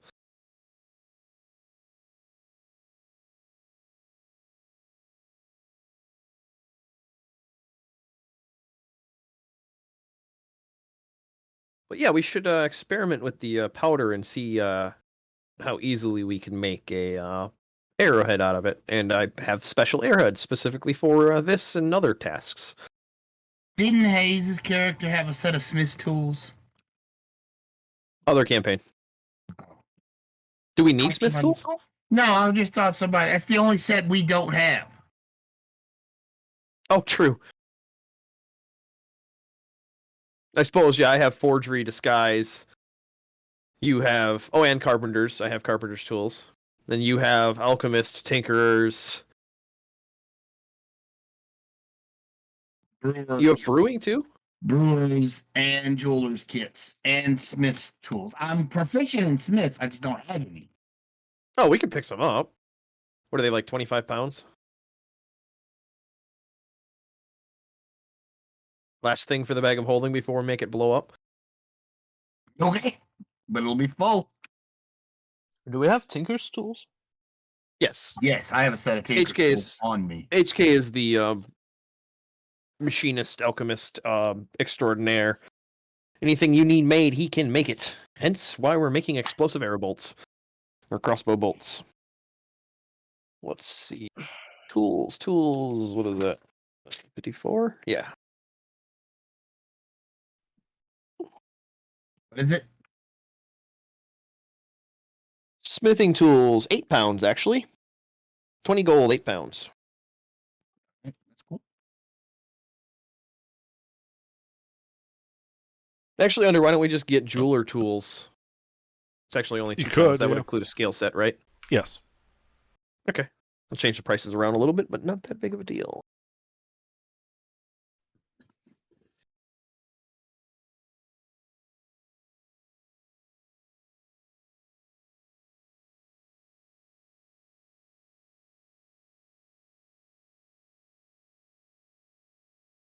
So yeah, let's make some explosive arrow bolts. HK, let's fuck around with that and find out. All right. Did I send a picture of what a basket arrow looks like to you, Under? So you have an Yes. idea of what we're working with? Okay. Mm-hmm. So what do I roll under? My tools proficiency, Yes. alchemist tools. Your alchemist tools. I'm going to say that because you're using all the detailed like scales and whatnot, you'd have advantage on this.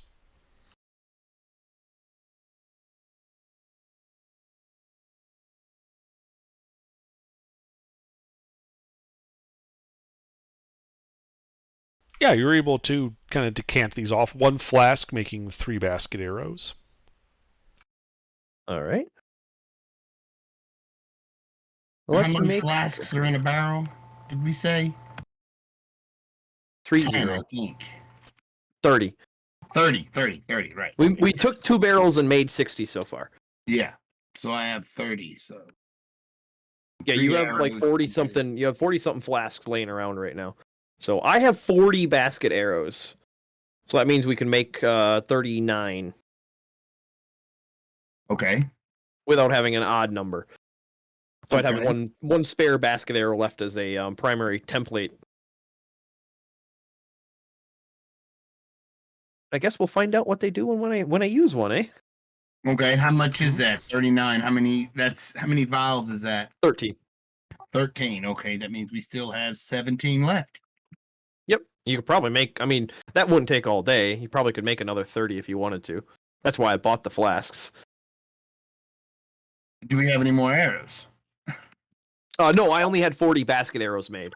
Okay. But if you wanted to make more just flask, that process we've already established how it works. Oh well, yeah. So you don't really have to roll for that anymore. You successfully know how to do that. Yes. There's no need to waste more time on just making something you already know how to make. You can just make them. It just takes time. You know, it's really funny. I didn't even think of this Under.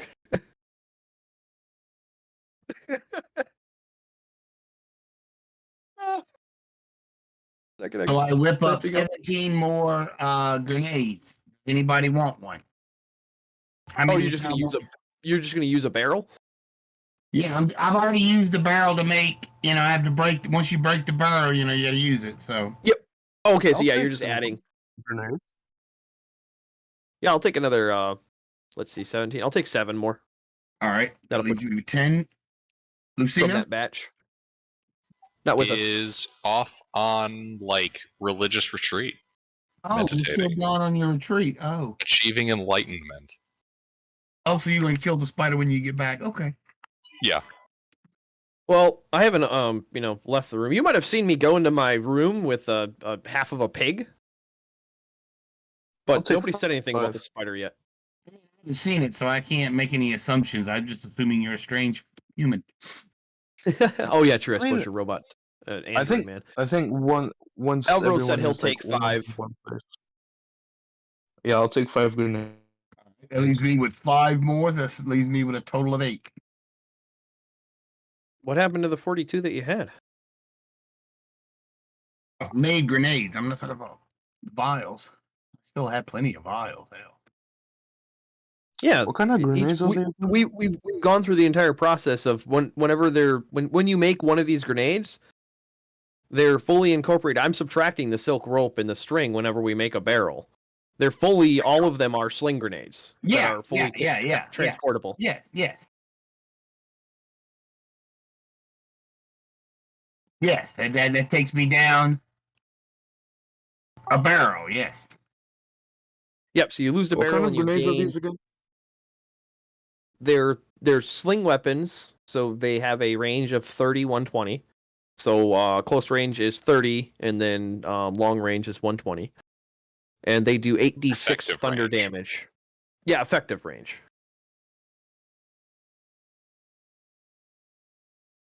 Okay. They do 8d6 thunder damage with a DC of 15.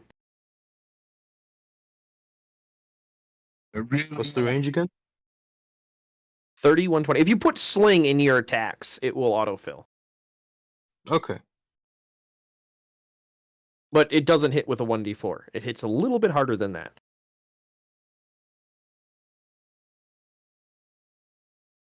But anyway, the reason I was laughing so hard is because they're for a crossbow, so they're called bolts. And I didn't even realize it as I was typing it until I finished typing it, and that is when I started laughing. I don't get That's it. I was laughing so hard because I was just like, okay, they do thunder damage, they're bolts, and I typed it out, and I'm like, oh god, I'm Huh. dumb for not thinking of that earlier. Bolts. Yes, You now have thunderbolts. exactly. What did you say the damage was of them things? What the 8d6 for the flasks, and I just call those holy hand grenades. Well, I call them slinginades actually. In my I made up a custom. I'm gonna be honest. Slinginade sounds like some kind of orky shit. It does. That's why I kind of went with it because it is kind of an orcish. Throw some slinginades at them.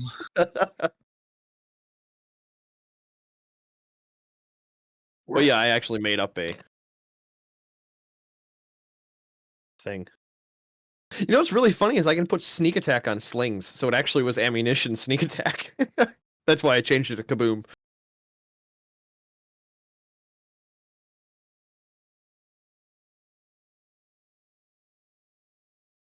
What's the +7? That's my modifier for my to hit because I'm proficient okay, with okay. slings. Yeah, okay. Yeah, when I roll a d20, I add a +7 to it. That's my modifier for my character. But anyway, so yeah, a couple more grenades, a couple new toys to play with. Kind of want to try one of these things out. Did Lucina say which way she was going out of the city? towards I don't the think so. water's No. edge? She went towards the water, I believe. Well, it's waterfront on both sides. How many All days right, have you been guys. here? How many days has it been since I was revived under? This is the third day. One more. Yeah, you should be down to just -1 on your thing. I am.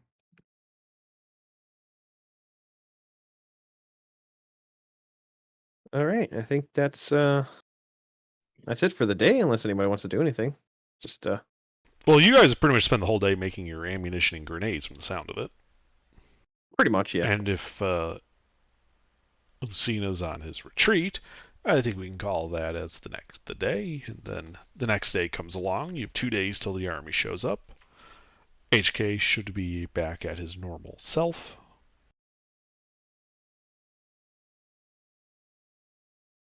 Wait. And what do you guys do on this day? I'll What is the- call for a meeting with the Viscount. Okay. Yep. The Viscount will meet you in the afternoon over tea. All right. Assuming you don't do anything. Oh shit, my patron. Assuming you don't do anything otherwise, in the afternoon, you get escorted to, shown to the sitting room.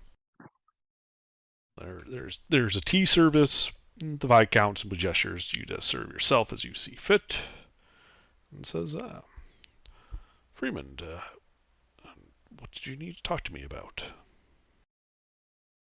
And while he's going through the pleasantries and stuff like that, I'll start pouring myself a little cup of tea, and it'll be about half cream, half tea, and a whole lot of sugar. Like that awkward, that awkward words. You keep going back for one more sugar cube, and then they pause, and you go back for one more. You sick fuck. But then, stir my tea up nice and long because of all the sugar in it. And just be like, so I was wondering if we've got a secure area somewhere that I could test something. That's magical, kinda. And what is the nature that you need secured? Is this a creature of some kind you need corralled, or No. plan on summoning something that could run amok? No, they're just arrows that explode. Oh. And is there a particular reason you don't just want to test them, shooting them into, say, the grounds outside the city? I don't know exactly what they're gonna do, and I don't want to cause too much of a disturbance. Like to stay under the radar, and that might draw attention because they're probably going to be really loud. If it's loud enough that it would attract that much attention, you're likely unable to find there's anything in the city that would, be useful for that. I would recommend. That's why I figured I'd ask. If you're asking my opinion, I would say spend a day, go west. There's a swamp out about it's about a half day's journey or so west of Lushingworth here. The swamp isn't really populated with anything we care about. You're unlikely to find other people there. It's as good a spot as any to test something excitable. And you should have time to... You get back here, at night, but you shouldn't have to camp outside the city at that point. Perfect. I'll set out right then and there. Okay. Going my own way. Are you going alone? Yeah, I would. As soon as he said that, I was like, cool, all right. I'm literally just going to go out there, fire one arrow, and come back. Right. So, I assume you go back to your quarters to get, your equipment and stuff so that you have, your, normal equipment and all. Yeah, I go and grab my go bag. Mm-hmm. Yeah, as you're leaving, you notice Jeffrey's following you. I'll kind of put up two hands, be like, no, you can't come yet. We're still waiting to go on the big adventure. I'm just going on a little adventure. But I can't wait to have you on the big adventure. All right, buddy? It just looks at you.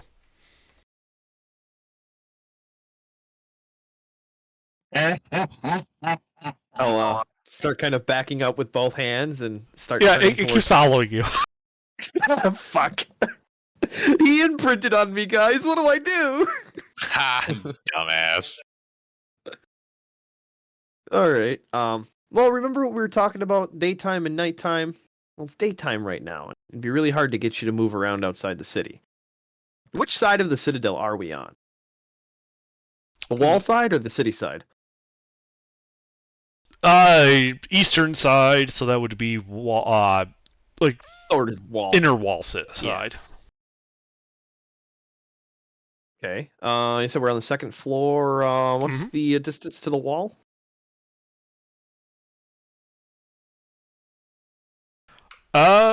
It would be about 50 feet or so. You're talking about the inner wall, right? Yeah. Actually, let me yeah, it's about refresh 50. my memory. It's going to be like 50 feet or so. Okay. How big are the windows? Big enough? Yes, big enough. Okay. Well, in that case, since he's, obviously following me, I was like, okay, fine, I'll close the door and I'll lock it. I'll open the windows and kind of look out, see what kind of guard rotation there is. Mm-hmm. You see the guards. Are they frequent? No. Okay, then I'll wait for a, interval and be like, all right, you think you can shoot a web over there? And I'll point to the, kind of the top of the wall. I could literally just cast invisibility for you. You're not here. Like, But I this is locked more the fun. door. I know, but I'm just saying. But yeah, I'll point at the wall and be like, you think you can shoot a web over there? Yeah, he turns around, spews out a web. It looks like it hit the wall pretty solid.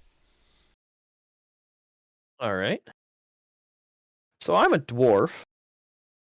Mm-hmm. I'm just putting the map in the chat again. I'm gonna hop up on his back and see if See if he likes that. Like, I'm not gonna hesitate. I'm just gonna like try climbing up on him. Yeah, he kind of shifts around a bit to like kind of get you settled in like a comfortable spot. All right. And then it starts walking out along the line towards the wall. Perfect. I'll just hang on.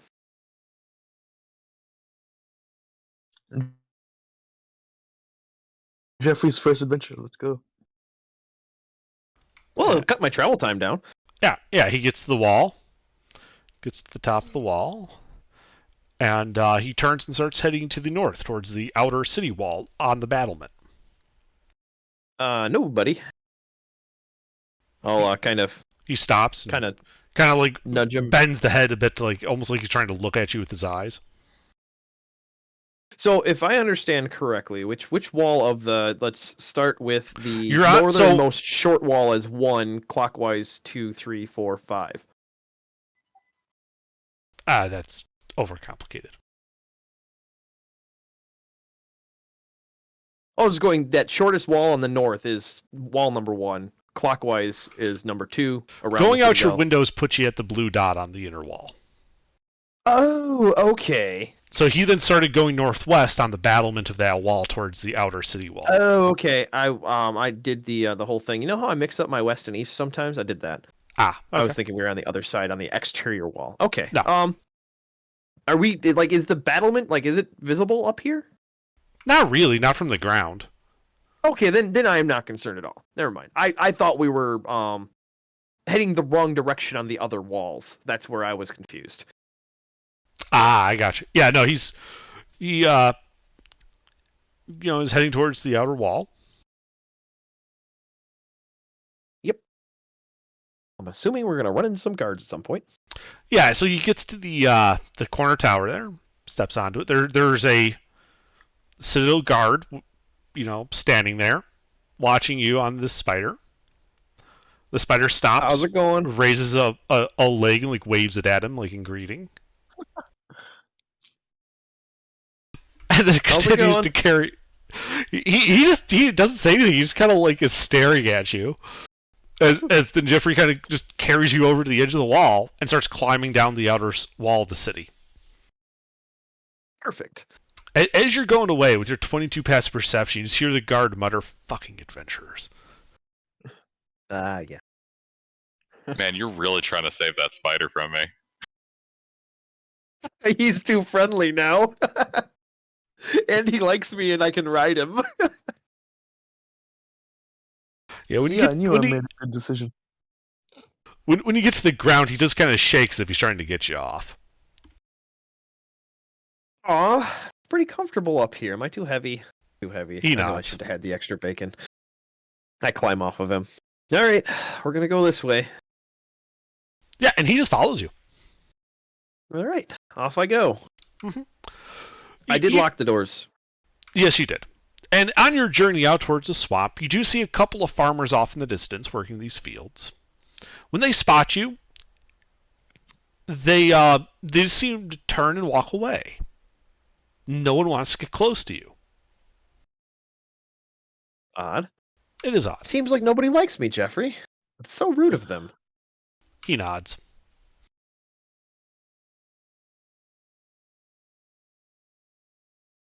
But yeah, you guys are unimpeded. There, like no one like rides out and tries to run down, some weird adventurer and his pet spider. Underdark? Mhm. I just figured it out, what you're referencing. I knew it was familiar.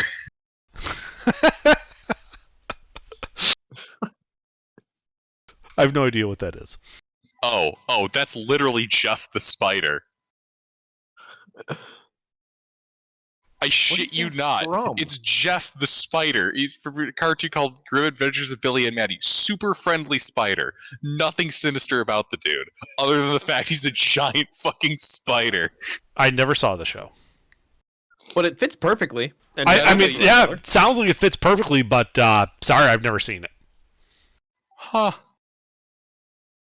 It's just a friendly an spider. Interesting coincidence. Yeah, just huge coincidence. Yeah. So you go out towards the swamp.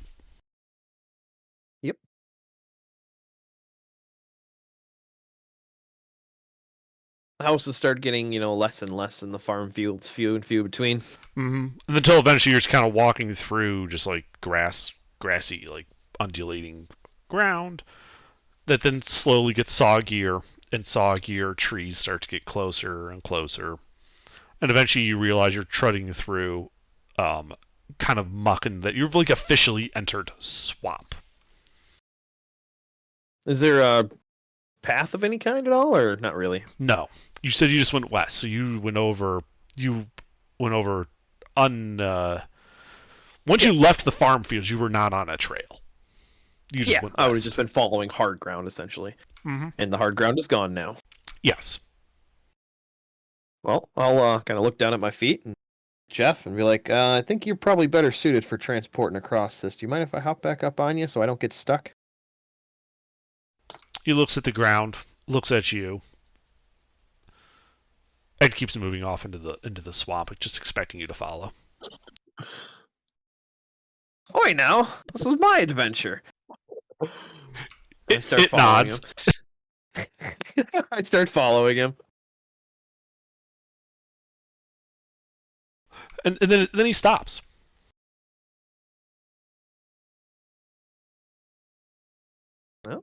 I'll stop too and kind of look around and see why he stopped. And he like lifts up a leg and just kind of points it at you and points at the ground. You want me to stay here? He nods. Okie dokie. Yeah, you see him go off deeper into the swamp, about 100 feet. You can still see him barely. And you see him go up on between two trees that are close together. And he uses a spider web to make a bullseye. Oh. And Nifty. then he starts coming back towards you. I thought that I was going to find get it- more sinister than it did. Yeah, I Of thought there course was he did. something bad that was going to happen, but no, he's just being a Uh. helpful, friendly spider to Jeff the friendly spider. Uh-huh. Then he comes back Hey. and he just looks at you. I'll keep this Jeff pet is a over the one that kind Under gave soul. us last time, because the last pet that Underdark gave us, that he's like, here's this animal you guys might be able to take with you. It was what was that thing? The bunny, the leech? The treacle? the fucking leech. Yeah. All right. Well, I guess I'll shoot a test shot at that target. Okay. Roll to hit. It's 100 feet away. I'll move up to 80 then. Okay.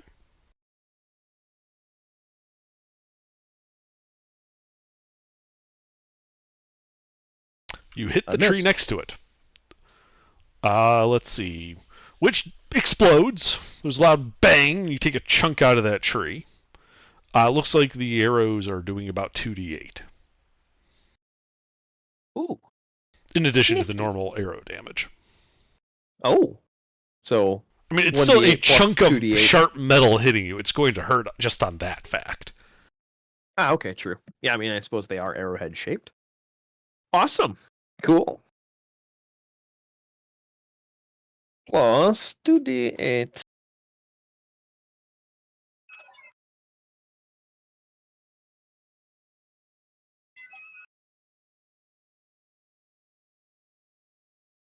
And when Jeff sees that, Oh, imagine critting on a sneak attack. he pokes you. Uh-huh. And he starts drawing on the ground a crude spider shape with a crossbow mounted on its back. Oh my god. And then he looks up at you. You want us to create a crossbow that you can shoot. It nods. Oh, I'm sure we can get to that. Well, let's get back to the city. Gonna take a while. It nods. And you guys are walking back to the city.